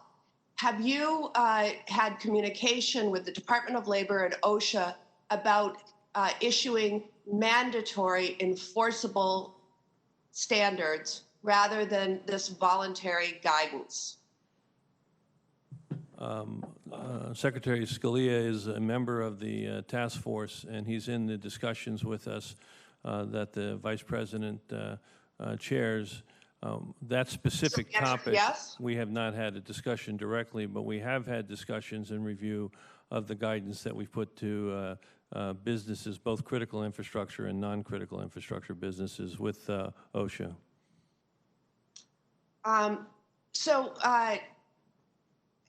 have limited time left, but I do want to say that the University of Wisconsin announced that they will be reopening for classes in the fall. They've released a plan called Smart Restart. It calls for about 2,000 tests per week on campus. They'll need supplies to do this, including PPE, reagents, and swabs. At every hearing on COVID-19, we've heard about shortages of these supplies. And it's why I introduced the Medical Supply Transparency and Delivery Act to unlock the full authority of the Defense Production Act to increase production of critical supplies and the things that are needed to conduct widespread testing. Admiral Giroir, can you describe how you're working to make sure that universities and others will have access to these supplies needed to conduct this testing in the fall? So thank you so much, Senator. And I want to communicate this, and I'm happy to work with any university. We coordinate what we give to the states through the state plan. So it's very important that universities coordinate through the states, and we supply those materials directly to a single point of contact in the state who distributes them. We've been through a lot, but we have a lot of swabs now, partially because of increased domestic production using the DPA. We're distributing about 20 million swabs per month. We're going to do a lot more than that. How about reagents? So reagents we do not purchase centrally because the market is a little bit more mature, so we can trust with an allocation strategy that we support the allocation to different states depending on their needs. So we've mapped every single machine in every single state, every single county, every single city. And unfortunately, there's not enough of one thing that everybody, if they want that, can get it. So we really do a matching game to understand specific state needs. For example, in Alaska, it is very rural and there's very limitations to what they have. So we need to make sure they get what they absolutely need versus other states that can be a little bit more flexible. So we do Well, have this Wisconsin's control. Thank you very lab much. Yes. Senator Ball, I'm afraid we're I'm so sorry. well over time. We have a large number of senators who want to ask questions, so I would renew my Thank you, Mr. Chair. request that senators and witnesses try to keep the questions and answers within 5 minutes. Senator Cassidy. Hey, thank you, gentlemen, for all that you're doing. I have a couple slides. Can I ask the staff to show the first two slides? So here it shows that we're doing poorly relative to the countries that are doing it best. And you can argue that Taiwan is much smaller than we, but Taipei is a very congested city. So if you consider our cities just a collection of Taipei's, for example, then our Seoul, South Korea's, it would suggest that what we are currently doing is less robust and less, whatever adjective you want to use, than the countries that are doing it best. Could I have the next slide, please? And so this is developed out of a group by Harvard, and just so I can put a plug in it, they will be speaking in a roundtable we have Thursday morning, and you can get details from my office if you wish. But kind of that interplay between collecting, doing the testing, tracing those, compiling your data, knowing where your hotspots are, and then tracing. And everyone on this panel knows that this is how it's done. And you mentioned that you're going to have a strategy that's coming out later on. It does beg the question, why has it been so long? And I'm not accusing, I'm just curious. But this has been developed. You can take the slide down, please. So knowing that you're going to develop this strategy and kind of build upon what Senator Burr mentioned, what is the goal of the strategy? Is the goal of the strategy to achieve suppression? That's number one. And number two, what metrics will you use? And knowing that CDC is the one who really gives guidance to state and local governments, I'm hoping, Dr. Redfield, since I'll direct this to you, that it won't be up for the states and locals to put this plan together, but it'll be the considerable intellectual firepower of the CDC that gives a pretty detailed, if you have this kind of community, this is what you do. If you have that kind of community, that is what you do, because that's the kind of role that CDC is expected to play. Dr. Redfield, any thoughts on this? Thank you very much, Senator. A very important question. First, on your first slide, just as a quick comment, and I'll try to be quick, I think it's really important because it does illustrate back to the comment that we tried to make of the importance of personal responsibility to really practice the social distancing. And that is a given, Dr. Redfield. I'm going to ask you just to go quickly because I have limited time. That's a given. But there has to be a testing aspect of this because people don't, you awaken people to their responsibility if they know they've been exposed. If they don't know they've been exposed, they tend to be more complacent. So please focus upon the testing data and tracking aspect of it. Yes, Senator. Initially, obviously, was early case identification, contact tracing, isolation. Obviously, testing and contact tracing without isolation has little value. The challenge has been when we learned in March that this virus is significantly asymptomatically transmissible, then therefore requiring alternative strategies. The strategy that we're evaluating now is more of a community-led testing strategy where you go into a broader community and you actually test a wide number of individuals as opposed to... So, but do you have, what metrics are you following, and is there a specific strategy that's going to be given to state and locals as how to implement this? That's very high level. What we need is granularity. That's my question. Yeah, we did the initial strategy, and as I said, we're currently evaluating this community test-led strategy in a number of communities now. The metrics are simple. It's the percent cases that are positive. We were doing well there for a while, you know. May I ask, again, sorry to interrupt, but of course, if you take the entire city of New Orleans or Shreveport, you're going to have some that are hotspots and some that are really fairly safe. And so I'm pointing to the granularity. You know, should it be a census tract? Should it be a hotspot, a building with multifamily housing, et cetera? I guess I'm just frustrated because when I speak to my state and locals, they're not getting that granularity from CDC. That seems to be where we get to where Seoul, South Korea is. and I've not yet heard that is kind of what we're doing. We're sharing right now at the county level the exact kinetics. We have about 130 counties in this country out of the more than 5,000, more than 3,000 are having trouble. And continuing to get that granularity, I think you've said it, Senator, it's critical. It's got to be a very local, focal response at the granular level. But Dr. Redfield, do we have that granularity? We've been at this for 3 months. We've got all these data systems. We know where the people live who are tested. We have a federated system, which you alluded to earlier. Is the plan coming out tonight, this afternoon, going to implement that granularity? I'm over time, but if you would allow, Mr. Chairman, for an answer, then I'll cease. I apologize for going over. Yeah, my comment would be that's where we're going with that granularity. We appreciate some of the changes in reporting to CDC in terms of testing that Congress recently did. We are now looking at the granular level. We don't disagree with the premise behind you. It's that granular response to control those mini outbreaks, which is going to be fundamental to get this under control. Thank you, Senator Cassidy. Senator Murphy. Thank you very much, Mr. Chairman. Mr. Chairman, if this were the policy of the United States of America, the recommendations and guidelines being given by our panelists today, we would likely not be in the situation we are with a virus back on the march, spreading at rapid rates throughout big parts of the country. The problem is our four panelists do not set the policy of the United States of America. The President of the United States does. And so while our panelists tell us about the importance of wearing masks, the President of the United States is retweeting articles, for example, entitled, "Mandatory masks aren't about safety, they're about social control." He retweets people that are criticizing how folks look when they wear masks.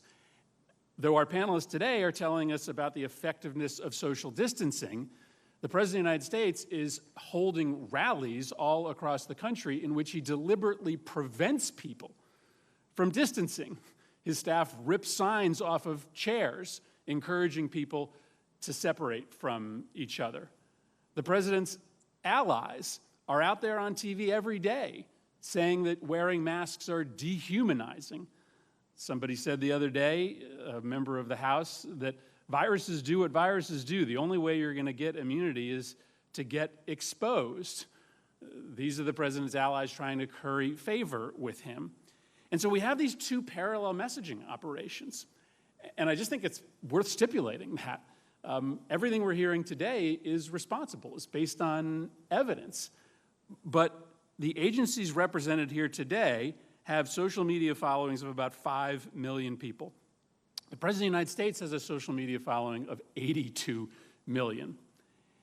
And so you can understand why folks are confused out there.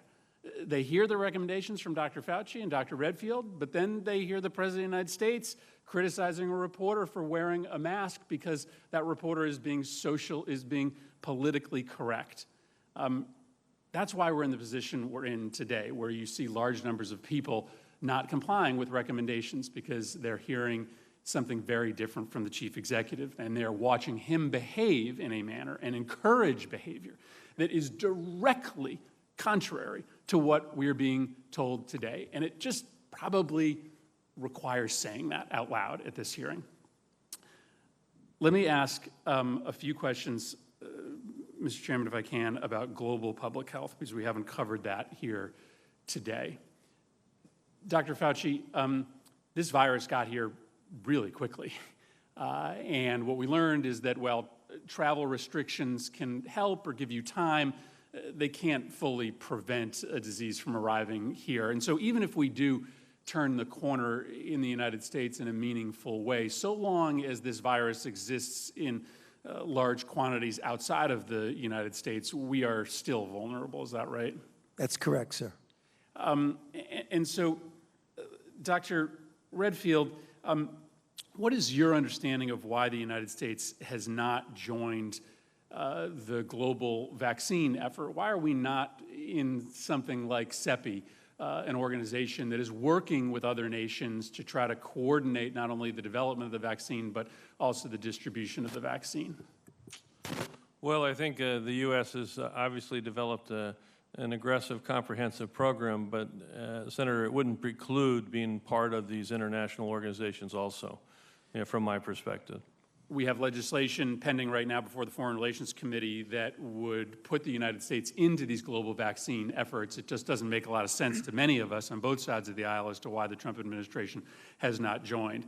And finally, Admiral, just maybe help us understand what our relationship with the WHO is today, right around the time that the president declared that we were pulling out of the WHO. Not just that we were not going to fund it, but his announcement was actually we were going to sever our relationship with the WHO. You were confirmed to a seat on the executive board. And so have you been recalled from the WHO? Are you attending meetings? Are you participating? What are the details surrounding our withdrawal from the WHO, which, by the way, is maybe one of the most dangerous things, in my opinion, that the administration has done in the middle of a global pandemic? What's our status, and what's your status as a confirmed member of that board? So thank you, Senator, and I really do appreciate the confirmation. I was confirmed on May 7th, and I did attend the executive board on May 22nd. The executive board, it was virtual. It did participate and support our multilateral commitments. I have not been recalled. I have not been given any direction to recall myself in any way. There would be another executive board meeting probably in October, and I believe all of us on our public health standards still work with the WHO as a WHO partner. For example, we participated with the WHO on a global sickle cell meeting just 2 days ago. So we certainly work from the public health aspects. Direction on the official, whether we're going to be a member or whether I'm not going to go to the executive board, I have not gotten that direction yet. Okay, thank you. The announcement was that we're terminating our relationship with the WHO, so probably some additional clarification would be helpful. Thank you, Mr. Chairman. Thank you, Senator Murphy. Senator Murkowski. Thank you, Mr. Chairman. And gentlemen, thank you for not only your testimony today, but all that you have been doing.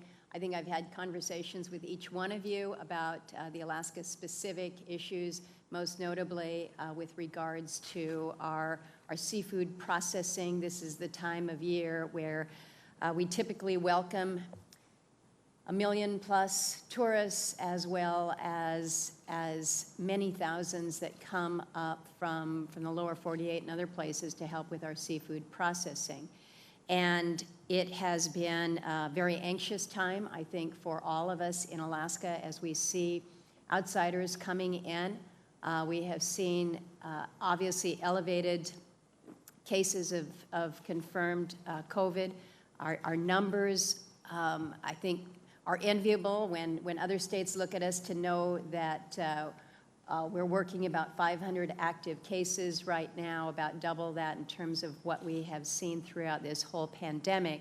But again, we know, and you have stated, that we don't have resources that we can look to neighboring states.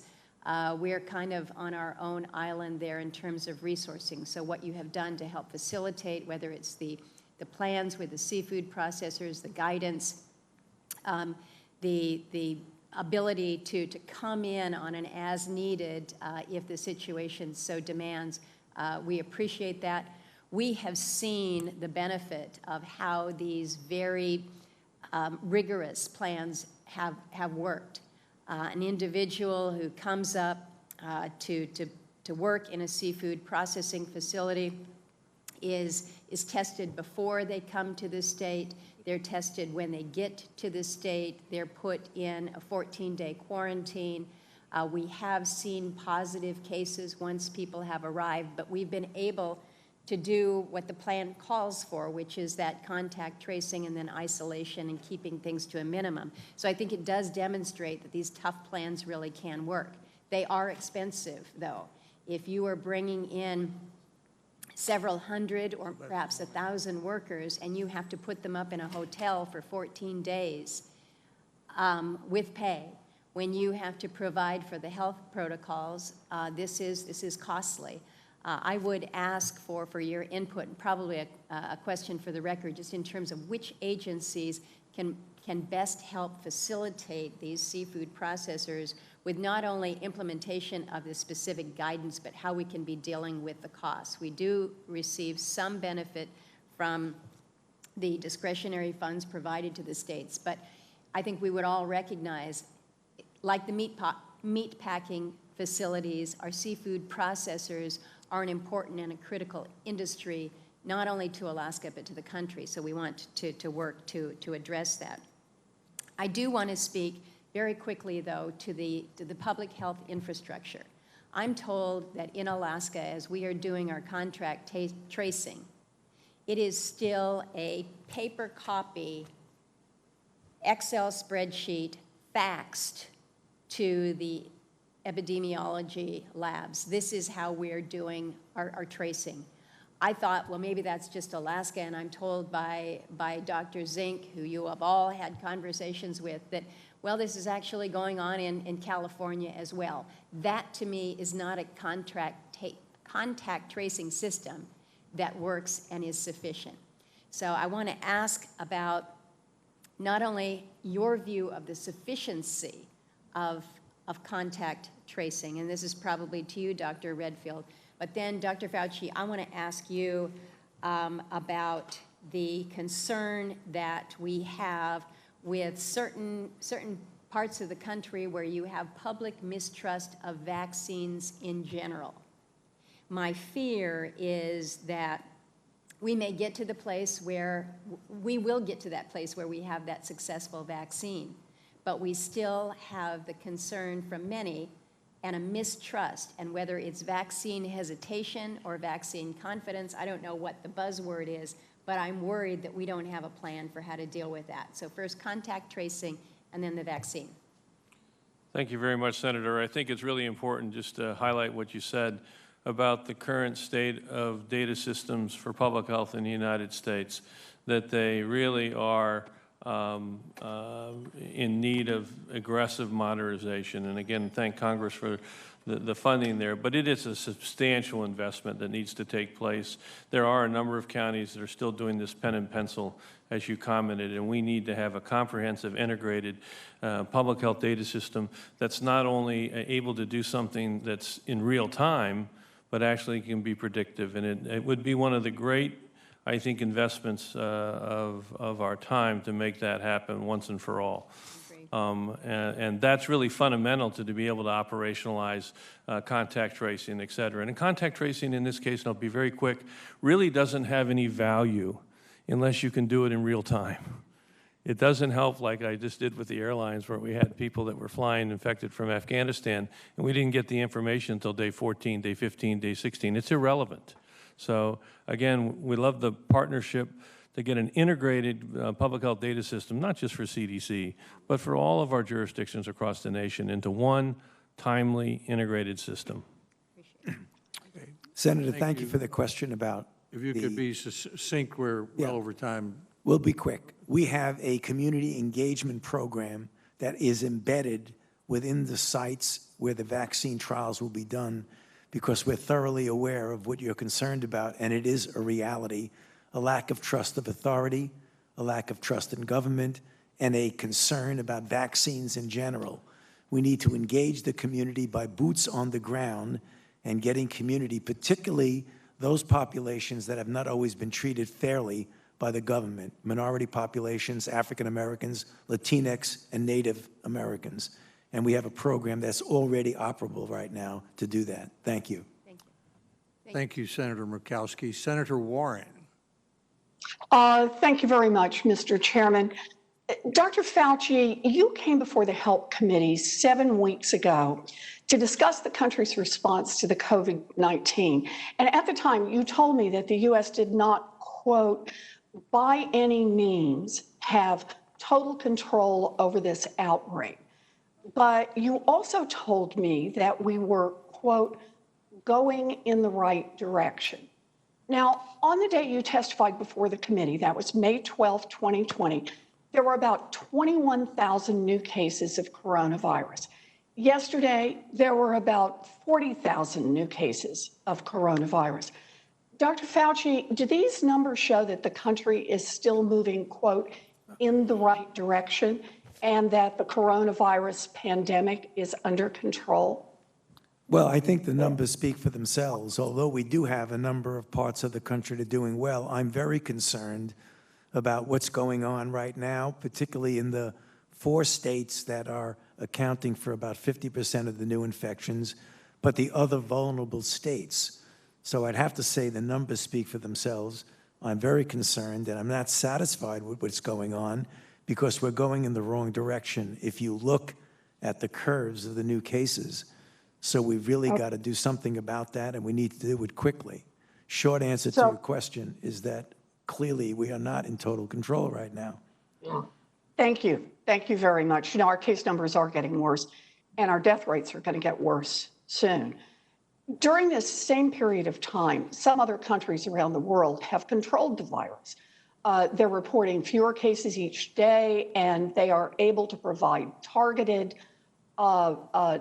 testing and to keep it up so that they can tell what's happening and follow up if there is an outbreak. In other words, controlling the coronavirus can be done. But because of bad federal leadership, we have not been able to do this here in the United States.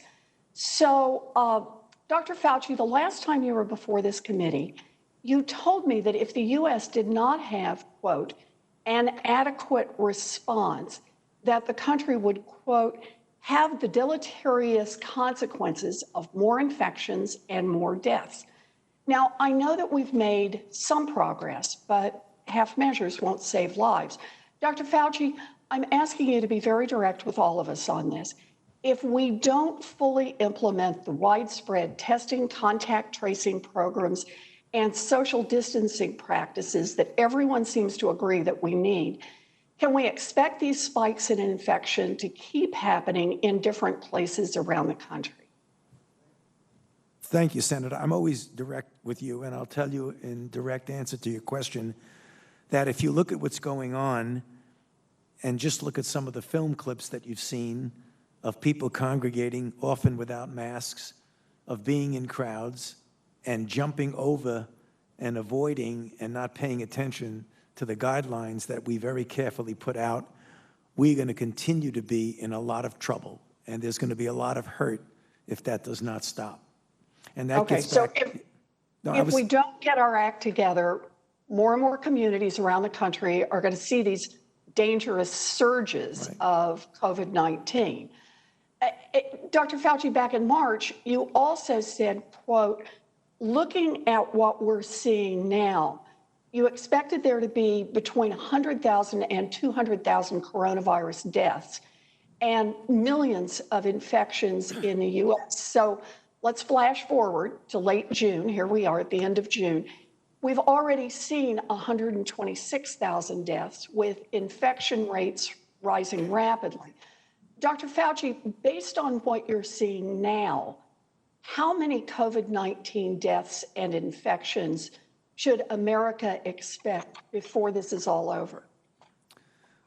I can't make an accurate prediction, but it is going to be very disturbing. I will guarantee you that, because when you have an outbreak in one part of the country, even though in other parts of the country they're doing well, they are vulnerable. I made that point very clearly last week at a press conference. We can't just focus on those areas that are having the surge. It puts the entire country at risk. We are now having 40,000+ new cases a day. I would not be surprised if we go up to 100,000 a day if this does not turn around, and so I am very concerned. Can you make any kind of estimate on what we're looking at overall on the number of deaths before this is over? You made an estimate back in March between 100,000 and 200,000, but we have a lot more information now, and we're already at 126,000 deaths. Right. I can't make a estimation, because that would have to be modeled out, because when models are done, and that's where those original numbers came from, Senator, as I've said very often, models are as good as the assumptions that you put into the model, and those assumptions often change depending upon what your response is. So I would really be hesitant to give a number that will come back and either be contradicted and overblown or underblown. But I think it's important to tell you and the American public that I'm very concerned, because it could get very bad. All right, I appreciate that, Dr. Fauci. Look, we all want our We're well over economy to time, recover. Senator Warren. I just like the same time that my Republican colleagues got, because I want to say All that right, we then all want our then your economy time to is up, recover. Senator But Warren. we can't keep pretending. Senator Warren, now I I'm being just as understand that fair to you as my I was to Republican Senator Sanders or colleagues to got a others. lot more time. Senator Warren, Chairman. I always treat you fairly, and I would appreciate your respecting the chairman's rules. If you'd like to make a closing statement, go ahead and do it, but I don't appreciate your Thank you. I questioning my appreciate that, fairness Mr. Chairman. in presiding over the hearing. Was under because the I've been understanding, scrupulously based on what fair. others had done, that you were allowing more time since we had such important witnesses. Well, I when you're appreciate chairman, giving you me can, the you time. can, you can make that, you can make those decisions. Thank you. You know, I just want to make the point that we can't keep pretending this virus is getting better when it isn't. That's how we end up with messes like the situation in Texas. Racing to reopen too soon, then scrambling to close down before the hospitals get completely overwhelmed. If we don't get our act together, this is our future. Seesawing back and forth between too few restrictions and then exploding cases and repeated shutdowns. In this future, thousands more Americans will die and our economy will be brought to its knees. We've got to have a national strategy that makes testing available to every school, every business, every hospital, every church, anywhere that Americans come together. We need to expand contact tracing, and we need leaders, starting with President Trump, who have enough backbone to face reality, distribute our resources, set our standards, and stick to them. Because if we don't, the result is going to be more economic wreckage and more death. Thank you, Mr. Chairman. Thank you, Senator Warren. What I've tried to do in this hearing is to ask senators to stay within 5 minutes and the answers within 5 minutes. And if the answers go beyond that, I've tried to be respectful of that. But I would ask senators not to ask their questions until well past 5 minutes and then expect to make a speech at the end. Senator Scott. Thank you, Mr. Chairman, and I will certainly respect your time limits. I think we all should do that. And frankly, as we were asking Dr. Fauci for an estimate of how many lives may be lost, I recall the first estimates were between 1 and 2.4 million lives. So I'm certainly glad that we are not there. And perhaps one of the reasons why we should be thankful for where we are now and force ourselves to have a serious conversation about continuing to flatten the curve is because the all-hands-on-deck approach is effective. We just need as much cooperation from as many people as conceivably possible in every state around the country in order for us to see these numbers continue to make a dive in the right direction as opposed to spike in the wrong direction. And I think about the Operations Warp Speed along with the crucial support from BARDA and other federal agencies, public-private partnerships, and accelerating groundbreaking technologies that could eradicate COVID-19 and revolutionize, frankly, the vaccine development landscape. Because of these efforts by industry, academia, and government working in concert, we could see a viable candidate or candidates in a matter of months for a vaccine. And because of a growing number of large-scale manufacturing agreements with companies like Moderna, Pfizer, and J&J producing hundreds of millions of doses at risk, which means in advance, we are already working to address issues of access, and this is critical, especially for our most distressed communities. That said, effective development and widespread access, while essential, are only part of the equation. If and when, and I feel optimistic that it's when and not if, we get a viable vaccine, we need to encourage folks to choose to get vaccinated. I was really concerned when I saw a recent AP survey that showed that only 49% of American adults plan to get vaccinated once the COVID-19 vaccine came to market. A full 20% said that they did not plan to get vaccinated, and 1/3 of Americans were not sure. Given the public's recent and vital focus on health disparities, it's worth noting that among certain groups, these figures are even more alarming. Just 25% of Black Americans, 37% of Hispanic Americans plan to get vaccinated against the coronavirus. My question to the full panel, what steps can we take at every level of government and in the private sector with healthcare providers to ensure a proactive education campaign and outreach strategy on the importance of getting vaccinated, both for COVID-19 and frankly, even more broadly? I'll take a shot at it first, Senator. As I mentioned in response to another question, that we have a community engagement program that actually operates out of Operation Warp Speed, the vaccine development program component of that. Also, there needs to be engagement of people who the community trusts, particularly individuals who are noted sports figures or whomever. When we were involved and continue to be involved in community engagement with HIV, we used people in the community, boots on the ground, to go out who looked and lived and are like the people they're trying to engage. It's very critical because I share with you the concern that we get to the hoop and we get through it of getting a safe and effective vaccine, only to find that a substantial proportion of the population do not want to get vaccinated. Of particular concern is it's that proportion of the population that generally are the most vulnerable in the sense of the minority communities, African Americans, Latinx, Native Americans, who in fact, because of underlying conditions, make it more likely that if they do get infected, they would have a poor outcome. So it's extremely important to engage them at the local level. Thank you. Well, thank you very much for your answer, Dr. Fauci. Let me just close with my 40 seconds that I have left, respecting the time, and I hope that we continue to do so. The pandemic has triggered a drop of 60 to 80% of immunization rates among children. And even now that states are reopening, we're not seeing the rebound in these rates that are necessary. This creates a real risk of secondary infections and disease outbreaks that are not on the general public's radar as we reckon with the chief crisis at hand. So I think it's incredibly important that we follow your strategy, Dr. Fauci, as it relates to engaging community leaders and perhaps people with notoriety to challenge us to get involved in taking the vaccines. Thank you, Mr. Chairman. I apologize for being 4 seconds over my time. Thank you, Senator Scott, for respecting the time. We have 8 senators remaining who have questions, and we should have time for all of them to have a chance to ask their questions. Senator Kane. Thank you, Mr. Chair, and thank you to the witnesses. Dr. Fauci, I saw an interview with you last week where you talked about a concern that there's too sizable a percentage of our population that sort of doesn't like science and scientists and advice from scientists. And I hear real emotion in your voice as you express concern about people gathering in large groups and without masks. And I gather that's the kind of anti-science concern that you were worrying about when you had that interview last week.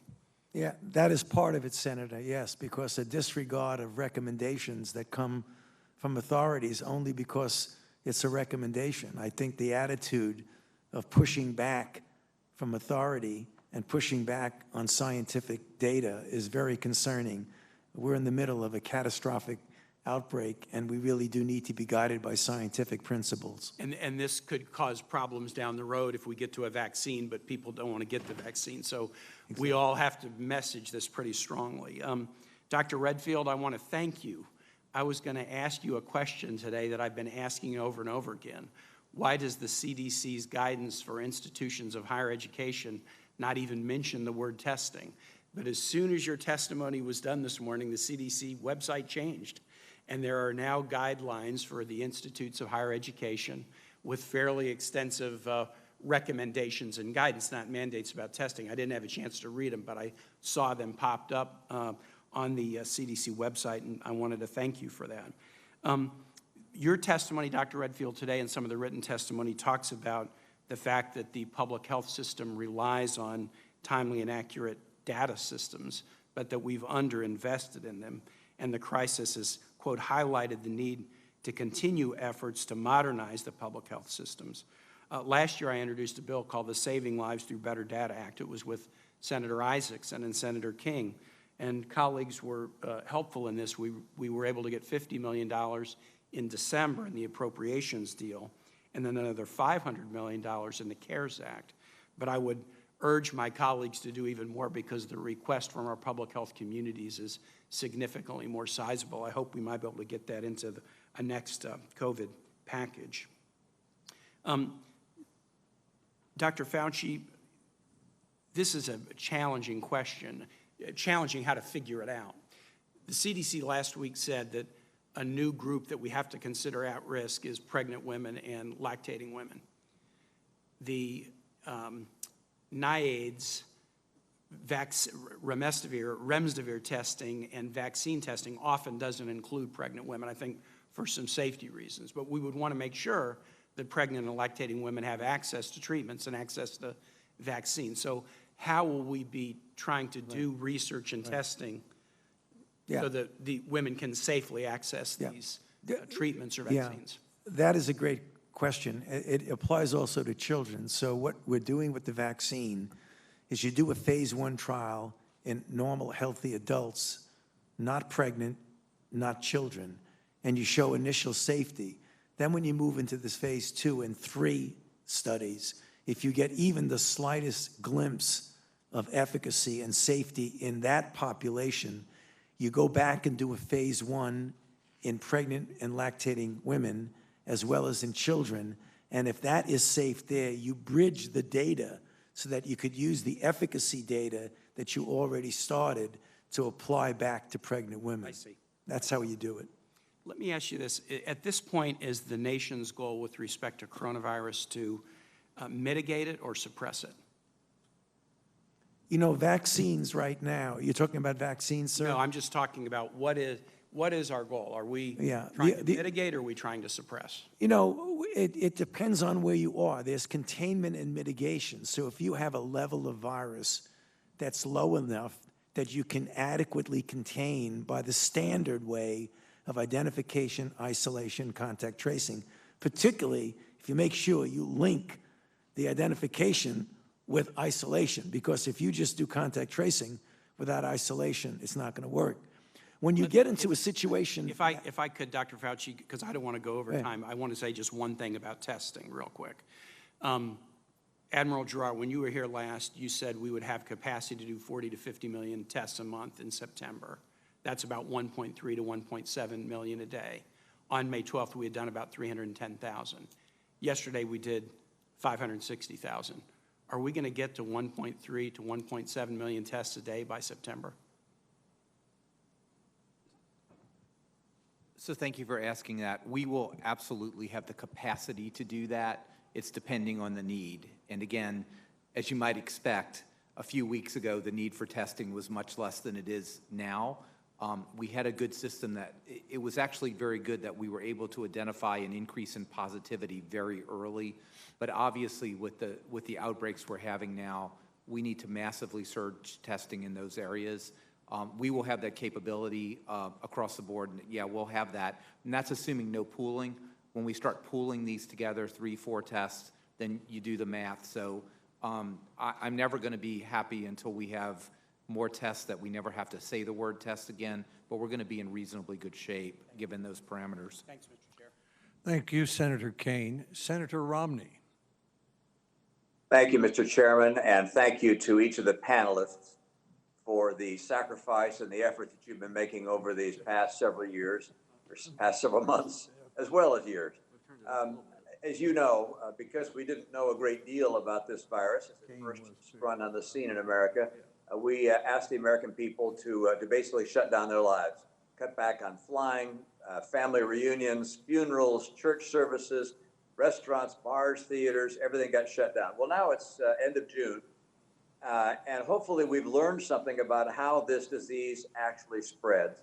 And the American people need to go back out. They're going to go back out, and they are going back out. We saw, for instance, at the Lake of the Ozarks, all these people, and we said, oh my goodness, this is going to be a major problem. But my impression was, because people were outside, or who knows what other reason, it wasn't a major problem. So my question is this: where is the risk greatest? How is it that it's spreading? Is it spreading indoors? Is it spreading more in restaurants and bars? Is it okay to be outdoors and perhaps not socially distanced? Are family reunions okay? Can you give us some guidance based on what hopefully we know? as to where the risks are greatest. I know you keep saying social distance and mask, but, people are getting in airplanes, they're going to restaurants. Where is the risk greatest and where are we relatively safe? Can you help us through that? Family reunions. Can we get together with family reunions outdoors? Is it safer outdoors than indoors? Give us some guidance. Can you do that to Dr. Fauci and Dr. Redfield? Thank you, Senator. I think first and foremost, the most important thing in that assessment is knowing at the granular level what the kinetics of transmission are in that community.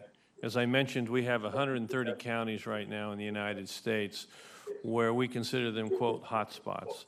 We have many other areas where there's very limited transmission. So first and foremost, it's knowing if you're in that area of active transmission. And then secondly, it's knowing what you do when you're in that area of active transmission and what precautions one takes.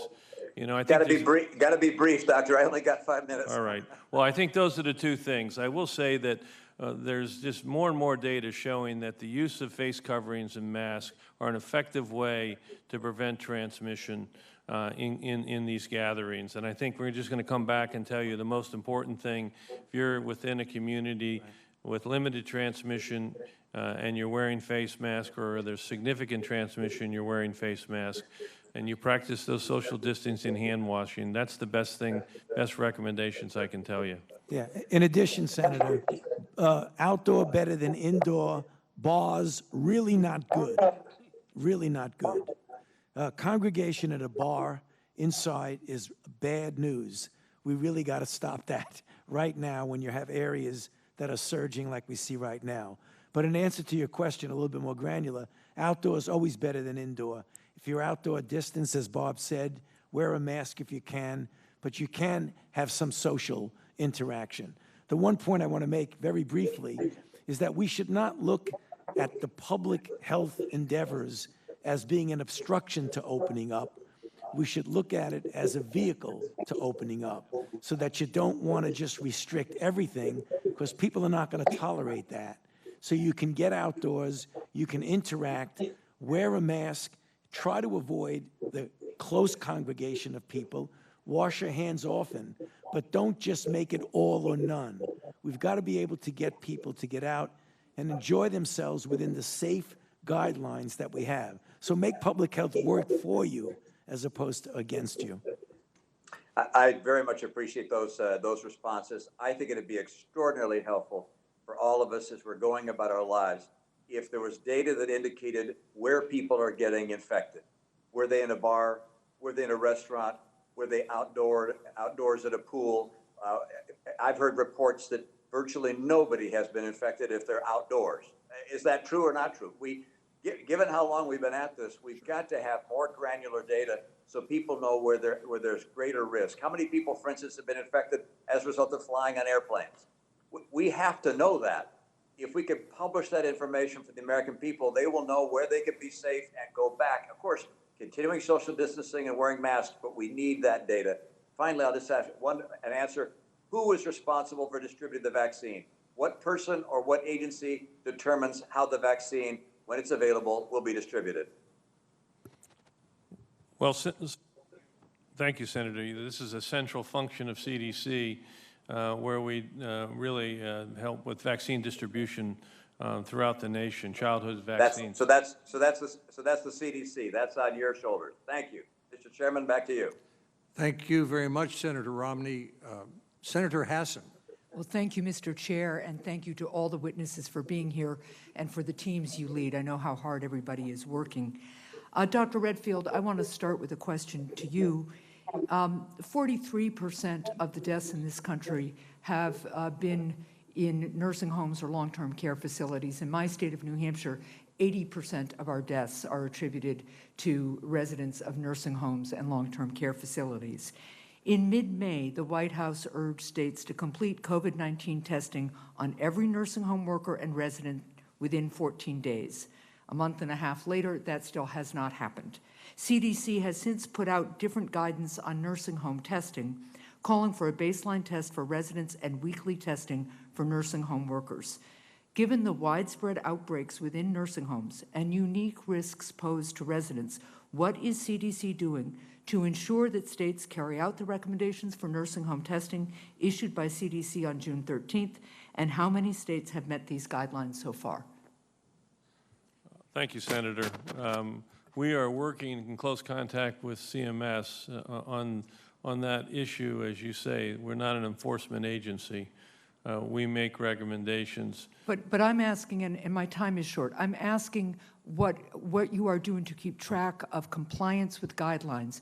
43% death rate nationwide is huge, and people are looking to you all for granular guidance here. So what are you doing to find out who's in compliance and who's not? I was trying to emphasize that we're working in partnership with CMS, which has that regulatory oversight. And we're there to continue to reinforce the guidance, as you mentioned, which we think is critical. And we think we do have to get everyone screened in these nursing homes and the employees every week. Unfortunately, we still think that we need to keep visitors isolated from the homes right now, particularly in areas with high jurisdictions.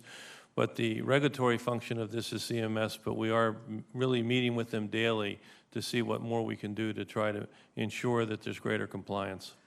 I thank you for that. People are looking to the CDC for not only very clear and granular guidelines, and you've heard that all throughout the questioning, but particularly with nursing homes and long-term care facilities, there's a lot more work to be done, and we are still hearing that they're not getting usable personal protective equipment all the time either. Let me go to another question, and Dr. Fauci, I'll start with you. We've heard discussion already today about the difference in the effectiveness of measures taken, for instance, in Europe and the United States.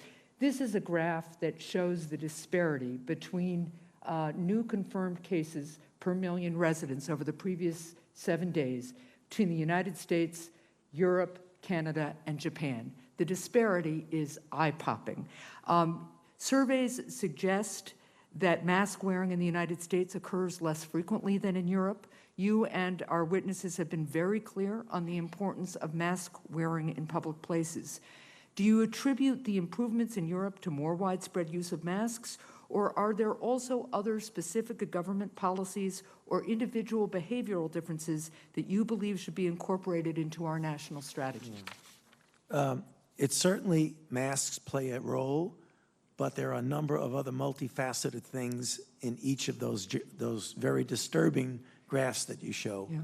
One of the things that became clear, when we shut down as a nation, in reality, only about 50% of the nation shut down with regard to other things that were allowed. In many of the European countries, 95% of all activities were shut down.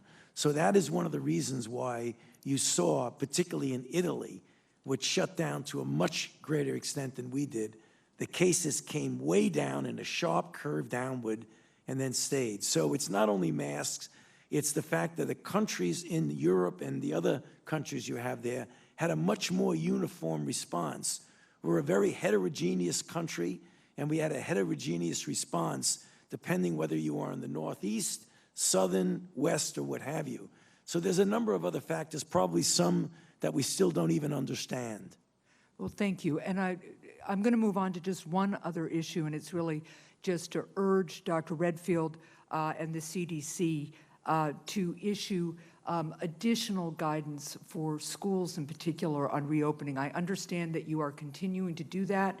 I appreciate that the CDC has released FAQ, frequently asked questions, documents on things like youth sports, which provide more concrete, useful information for families, and I'm hoping that you'll do the same kind of FAQ documents for parents and teachers that directly address practical questions and concerns about school reopening plans, simply like what happens, what should a school do specifically if 1 or 2 positive cases come up in a classroom or in a teacher? What should parents and teachers expect school administrations to do? So we can follow up with that. I appreciate the chair's indulgence. Thank you, Senator Hassan. Senator Braun.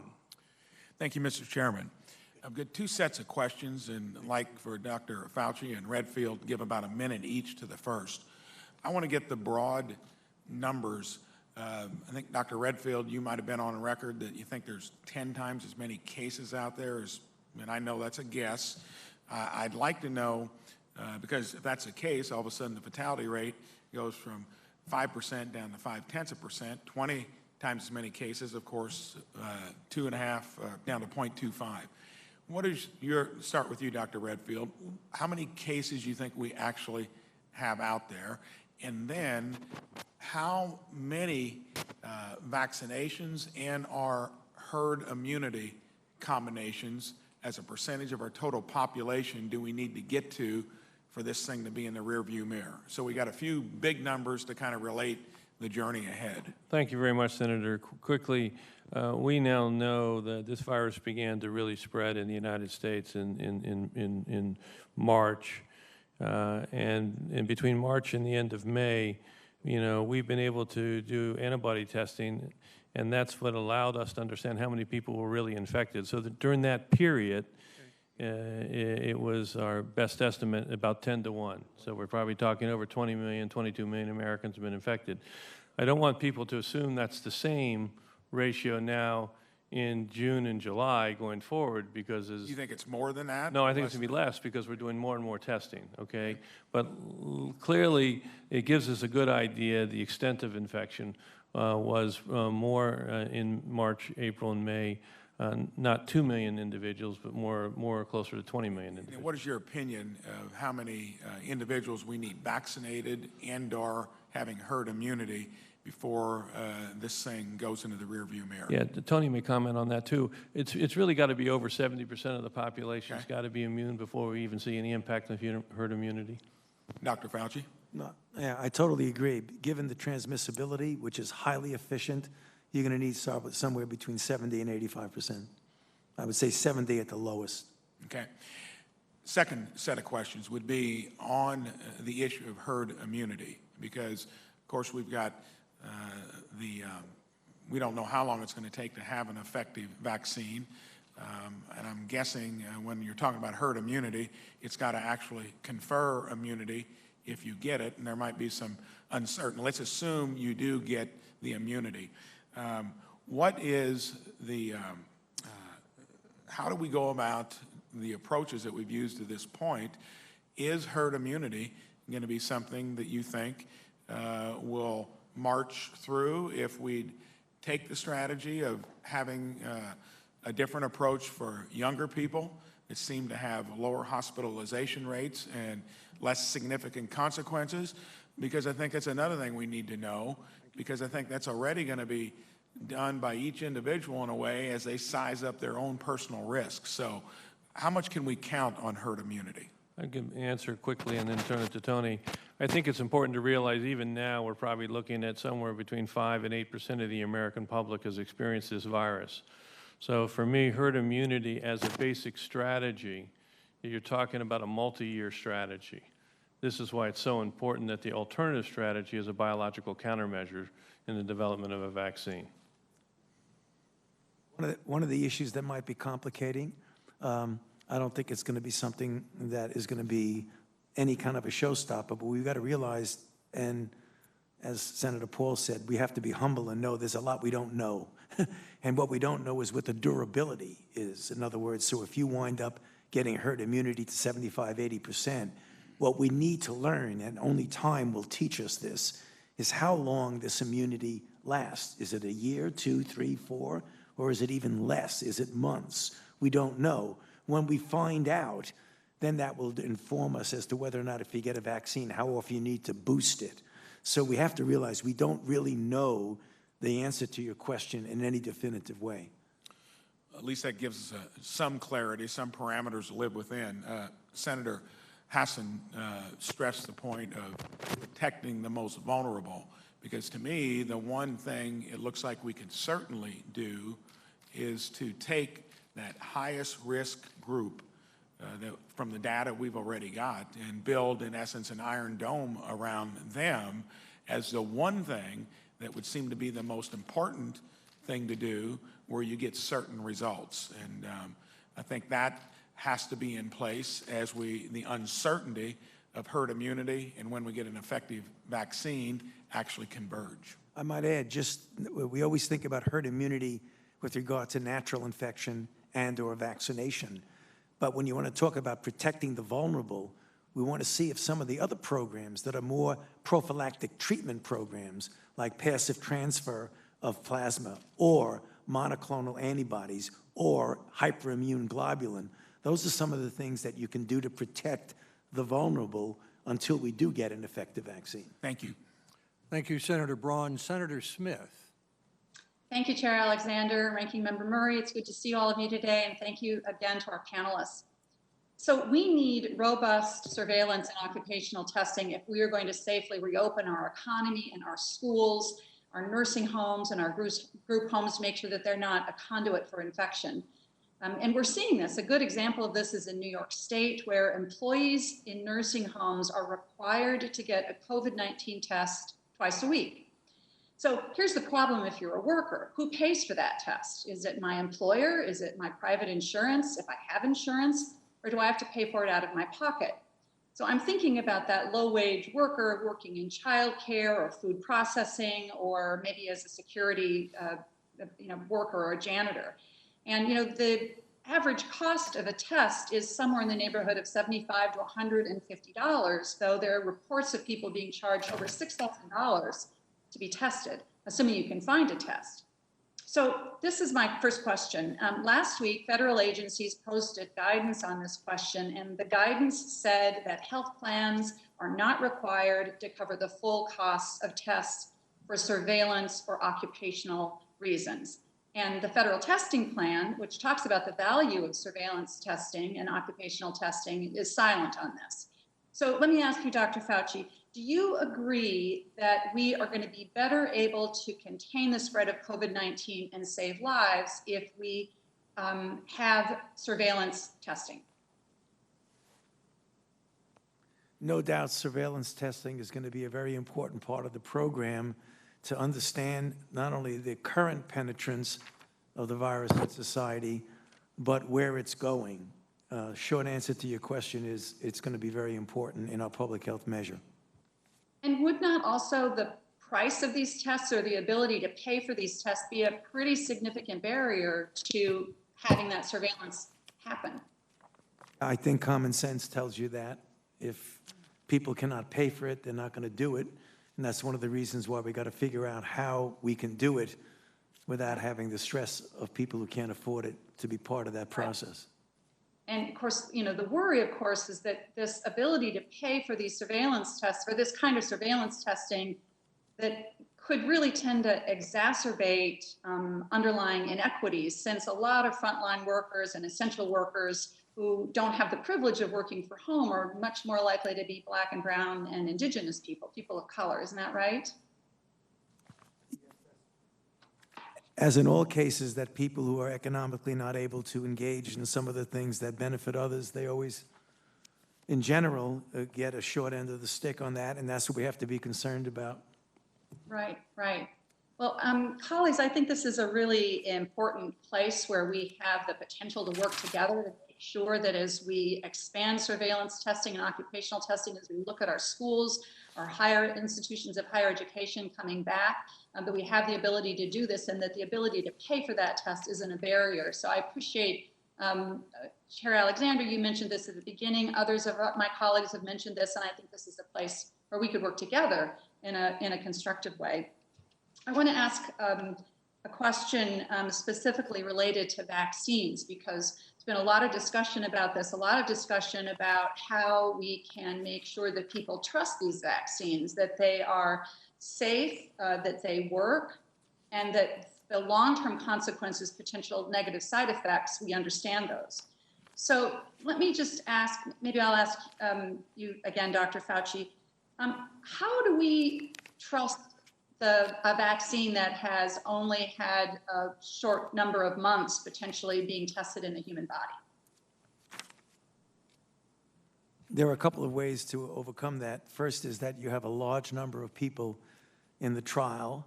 The trials that we're talking about now, we're going to have 30,000 people in the trial, and maybe even more in some of them. You can get a considerable amount of safety data, but then there's a process, after a vaccine maybe would show efficacy to do further studies following licensure availability. I'll let Dr. Hahn maybe comment on that more, because that becomes something very much involved with the FDA's authority in making sure we do have safe vaccines. So, Steve? Let me just, if I could maybe put a finer point on this question for you, Dr. Hahn. I mean, what if a manufacturer were to say that they could get a vaccine to market in January, but only if they were released from liability? What's the FDA policy on that? How would you resolve that question? Thank you, Senator. We would not get into the issue of liability for an individual sponsor. And what we would do, and that's why we released the guidance this morning, is we would ensure that our normal regulatory approach and our standards for safety and efficacy are met. So while we're all really you would not release a manufacturer from liability. That's not an FDA authority that we would Okay. use. And how do you guard against Senator the Smith, possibility? we're running a little late. Go ahead with your question, but let's. This should be, hopefully this will be an easy one. I mean, what I'm worried about is that there's some sort of October surprise, and that there is a pressure put on the decision makers here to announce a vaccine in October of 2020. Dr. Hahn, can you just tell us how we can have transparency so that people can trust that that isn't happening? Senator Smith, a very good question and really important, and leads to the issue of public confidence. It's why we released our guidance today. We want to be clear about what the standards and the data that we'll need to make a decision and what factors go into those decisions. I want the American people to hear me when I say we will use the science and data from those trials, and we will ensure that our high levels of standards for safety and efficacy are met. Thank you, Senator Smith. Senator Loeffler.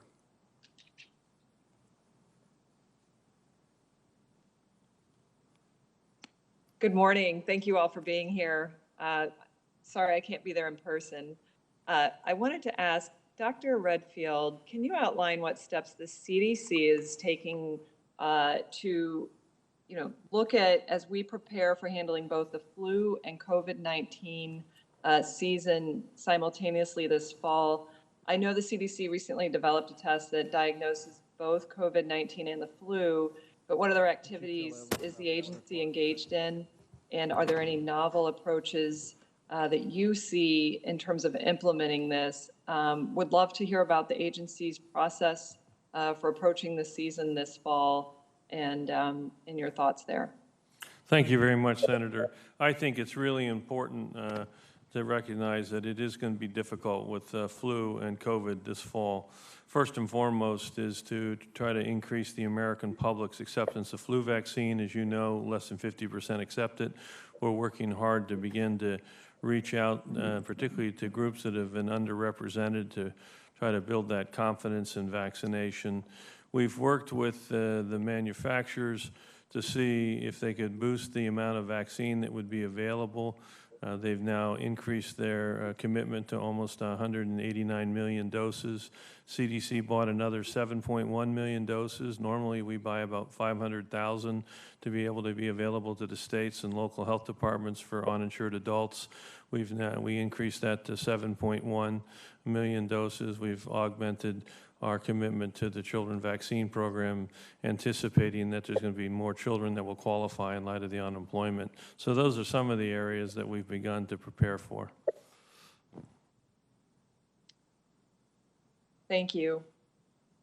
And this question is for Dr. Hahn. The pandemic has exposed our vulnerabilities in the medical supply chain, and obviously we have a reliance on imports from countries like China that can quickly pose a national security risk in the face of an outbreak of infectious disease. We need to come up with a strategy to boost our production here, both pharmaceuticals and supplies. I've introduced some legislation titled the Beat China Act to offer incentives to companies that bring manufacturing back to the United States, but would like to hear from you what additional steps can policymakers take to boost our capability to produce these supplies and pharmaceuticals domestically.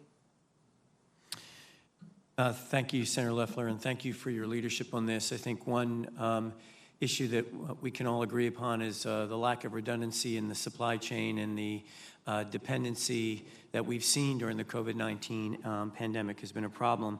The agency's primary focus has been on instilling redundancy in the supply chain, particularly of pharmaceuticals, by diversifying that supply chain and really looking for opportunities to encourage domestic manufacturing. We, of course, on the regulatory side, provide guidance as well as regulations around the manufacturing specifications to ensure quality of pharmaceuticals and other medical products. We will continue to do that, particularly in the advanced manufacturing space, in order to encourage domestic manufacturing. We look forward very much to working with you and other members of Congress to see how we can create the proper incentives to have that redundancy, and particularly to have as much domestic manufacturing as possible. Thank you, Dr. Hahn. No further questions. I'll yield my time. Thank you, Senator Loeffler. Senator Jones. Thank you, Mr. Chairman. Thank you all for being here today. I really appreciate your testimony, your consistency over the last few months. It has got to be somewhat discouraging to all of you as it is to us to see these numbers. I want to kind of focus a little bit on schools as we will start opening schools up in Alabama in August. And let me give you a little chronology here. The state of Alabama kind of began to open up its economy more in May, a little bit more toward the end of May. And then for Memorial Day, we saw the photographs and videos that Dr. Fauci referred to with everybody just having a big time from a Memorial Day holiday. Now, at the end of June, we are at our highest levels. The last 14 days have shown over 10,000 cases, which is 28% of the cases that we have seen have occurred just in the last 14 days. At the end of this week, we have the July 4th holiday coming up. And we're going to see a delay in hospitalizations from right now. If we do the same thing on July 4th, we're going to have a huge problem at the end of July and early August when we start opening schools up. Our state school superintendent this week said that it would cost about $1.8 million for the average school system to do those things necessary to try to protect kids and the faculty. But I heard Senator Paul in his comments and discussing a number of things to where you would get the impression that we could just open schools back up without spending any of that money. So my question primarily to Dr. Fauci and Dr. Redfield, could you comment on some of the statistics and some things that you heard about children transmitting this disease and whether or not we need to spend some additional monies for our schools to do things like have extra PPE, to do things like potentially hiring additional health officers, temperature screenings, those kind of things? Are those going to be necessary based on what I've heard from Senator Paul and what happened on his charts in other countries? Dr. Fauci and Dr. Redfield. I'll quickly give it a shot and then hand it over to Dr. Redfield.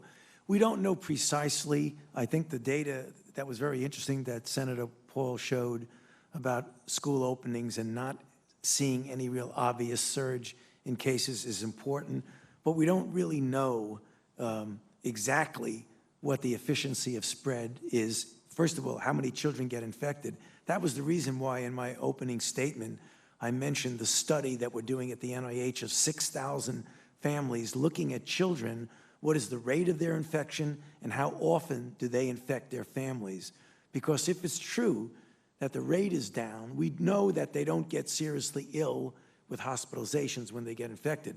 But if the rate of infection is down and they don't readily transmit to their parents and family members, that's going to be very important in the decision-making process of opening schools. Hopefully, we're going to find that out reasonably soon by this study that we're doing. Bob? I'd echo what Dr. Fauci said. CDC has a number of what we call household studies going on to try to get a better understanding of how does the virus get into a household, who brings it in, what happens when it's in the household, how does transmission vary depending on how the household responds in terms of social distancing, et cetera. So there is information that we are gathering. I think we don't know the impact that children have yet on the transmission cycle. So I think we should just acknowledge that. The greater threat, obviously, is, again, the children to the vulnerable, but I think one can actually have social behavior that can prevent that. So I think that would be just to emphasize. I think it's really important, as has been said already, that we move forward and work to reopening schools in a safe way. I think it's of note that CDC never really recommended closing schools. It sort of just happened, as you know. We can do targeted school closings if we have to in a particular region, like we've done for other viral diseases. But I think we really need to move forward now and work to how to reopen these schools safely. All right. Thank you. Admiral Gerard, I want to make sure we're tuned in, and we've talked about it a little bit. Are we going to be able to make sure that we get vaccines distributed in the most vulnerable of communities, because that seems to be where so much is happening right now in the rural South? And are you making specific plans to make sure that we get that into the rural areas?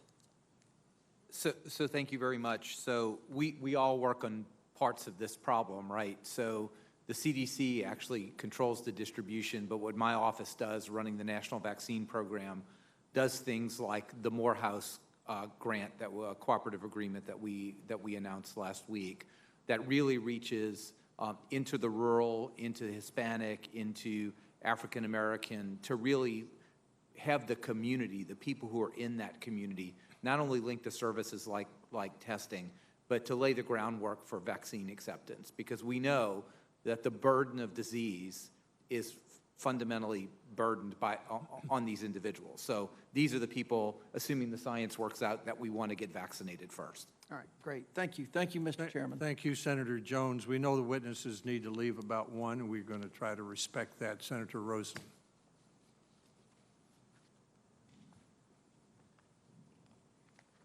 Right?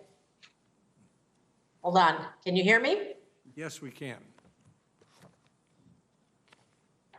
Well, good morning. I will try to be as quick as I can talking about antibodies this morning. Thank you, Chairman Alexander, Ranking Member Murray, all of our witnesses for being here today.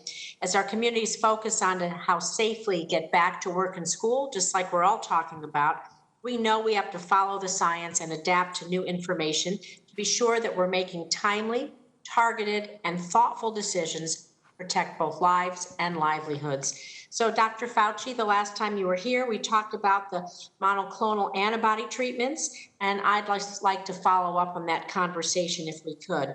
As we've learned more about the virus, how it functions, how it's different from other respiratory illnesses, what updates can you tell us about the development of preventative treatments that block the virus from attaching to the cells that it's targeting? Well, thank you for the question, Senator. You mentioned monoclonal antibodies. Monoclonal antibodies are going into trials right now, and a number of trials sponsored by a number of groups. Hopefully, within a reasonable period of time, we'll get information as to whether or not that's effective, both in the prevention as well as in the treatment. Those antibodies are directed against a component of the virus that is what's called the spike protein. And that protein is the one that binds to the now well-established receptor in your body for the virus, and that's a receptor called ACE2. There are a number of other studies that are not necessarily antibody studies, but studies that have an effect on the virus itself and its initial replication.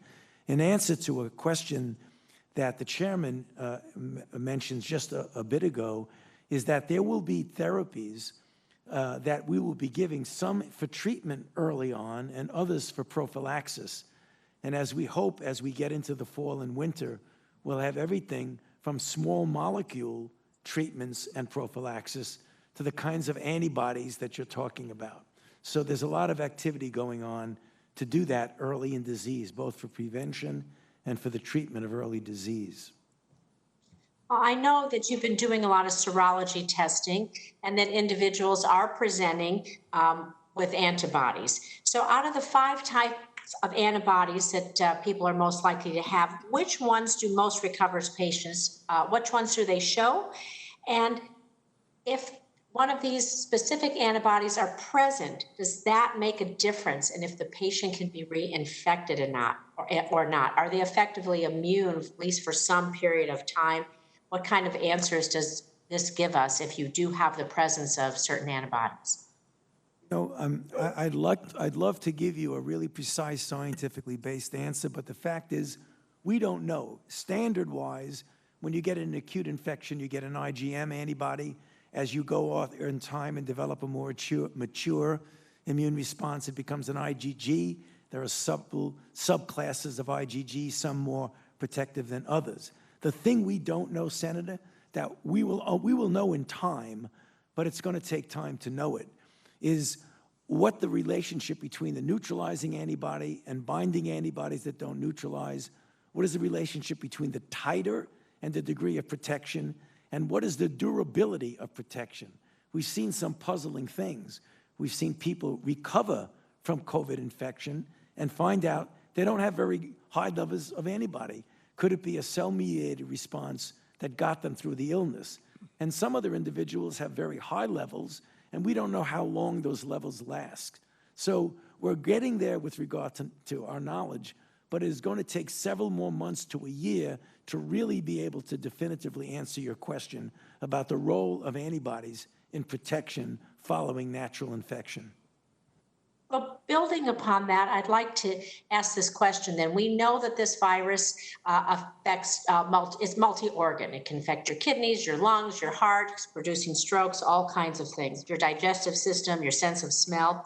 So on the science that you're talking about in the antibodies, is the science of stopping the virus from causing harm the same regardless of which organ it attacks? And how do we help direct funding for the kind of research that you're going to need to look at this multi-organ attack of this virus, if you will? This is a very perplexing virus because it's a respiratory virus and it gets in through the respiratory tract. If the virus stays in the respiratory tract and doesn't go systemic to involve other organs, that's good news because you don't get very sick. The other side of the coin is your antibody response is not as potent because when you get systemic involvement, invariably you will have a more potent and robust immune response. So many people, and probably the people who are the asymptomatic carriers, they have a reasonable titer of virus in their nasopharynx, but the virus doesn't go any other place in their body. People who get multi-system disease that get triggered by the virus, those are the ones that unfortunately get more sick, but also the ones that make a more potent immune response. Thank you so much. I appreciate you all being here today. Thank you, Senator Rosen. Very interesting question. Senator Murray, do you have closing remarks? I have one additional question, if I might, and then some closing remarks. I wanted to ask Admiral Gerard one question. Yes, ma'am. Thank you. Despite some of the limited data, we do know that COVID-19 is infecting and killing Black, Latino, and Native American people at a much higher rate than white people. I want to ask you how HHS is going to adjust its response to reduce cases and deaths in communities of color, and specifically, can you commit to redirect some of the $14 billion that is in unspent funds Congress provided to address those disparities? Let me answer the two parts of the question. First, as you know, and really appreciate your support, we've tried to focus our testing into high social vulnerability communities. So 70% of our over 600 pharmacy sites are in high SVI communities. That means racial and ethnic minorities, language disparities, socioeconomic. FQHCs, we've made a major push that the federally qualified health centers that take care of 1 out of 3 of those in poverty, over 1,300 of those are now offering testing. And of course, we're super excited about the award to Morehouse School of Medicine last week that has a large coalition to create a national infrastructure to reach minorities and underserved. So that's what we're really doing. And you know, my office, this is what we do on a daily basis, even without a pandemic. Your second question is, I don't commit the money. I certainly think we need continued investment in this area, continued significant investment in this area. that the $40 million is a down payment on how we could best reach the underserved community, but you're going to have to talk to OMB about how the money is spent. Well, actually, HHS oversees that, so we will ask them, but I think that's an important question. I'll keep following up and tracking that. Yes, ma'am. Thank you, Mr. Chairman. I appreciate all of our witnesses taking the time to join us today to update our committee on the course of this pandemic and all of our efforts to respond to it. I hope we will continue to have an opportunity to hear from all of you, as well as other key administration officials about this, because the absolute worst thing we could do right now is to pretend this crisis is over when it is painfully obvious that is not true. The reality is that the losses in this pandemic so far are nearly unthinkable, and any further delays in our response is really unacceptable. We need to take this president to take this crisis seriously and lead, and we need Congress to act. So I hope we can all get back to work as soon as possible. We need to support our families, our frontline workers, our businesses, our schools, our communities. We need to get testing where it needs to be. We need to make sure we are making progress towards a safe, effective, widely available vaccine. And we need to strengthen our ties with the global community rather than cut them. So there's a lot left to do, Mr. Chairman. I look forward to working with you on this. Thank you, Senator Murray. I know our witnesses have a meeting they need to go to, so I'll abbreviate my remarks. But one thing I want to ask you, and perhaps you can each do it in a minute or less. I've put out a white paper in recognition of what some of you have said, which is that in between pandemics, we have found it difficult to do some of the things we need to do to prepare for the next pandemic. So if there were one or two things that you thought we should try to do now in order to be prepared for the next pandemic, what would those one or two things be? Dr. Fauci? One of the things that I would like to see is an appreciation on the part of our entire nation of the importance of responding as a nation as a whole, and not have a situation where when you have a challenge such as we have right now, we have very disparate responses. We've got to do it in a coordinated way because we are all in this together. The other thing I'd like to do now is to cement in our minds as we bridge to the future the fact that we cannot forget that what was thought to be unimaginable turned out to be the reality that we're facing right now. So it relates to the kind of appreciation that outbreaks happen, and you have to deal with them in a very aggressive, proactive way. Dr. Redfield? Thank you, Mr. Chairman. I think the most important thing that I could say is that when it comes to public health threats, our nation needs to be over-prepared, not under-prepared. And as I mentioned before, decades of underinvestment in the core capabilities of public health, data modernization, laboratory resilience, workforce, emergency response, I think is fundamental. We've really been hit with this simple virus. And I think at the end of the day, it's going to cost our nation trillions of dollars. And I think that we have a moment in time where I think people are attuned, and I would say now's the time to make the necessary investment in our public health at the local, territorial, tribal, state, and federal level, so that this nation finally has the public health system, not only that it needs, but that it deserves.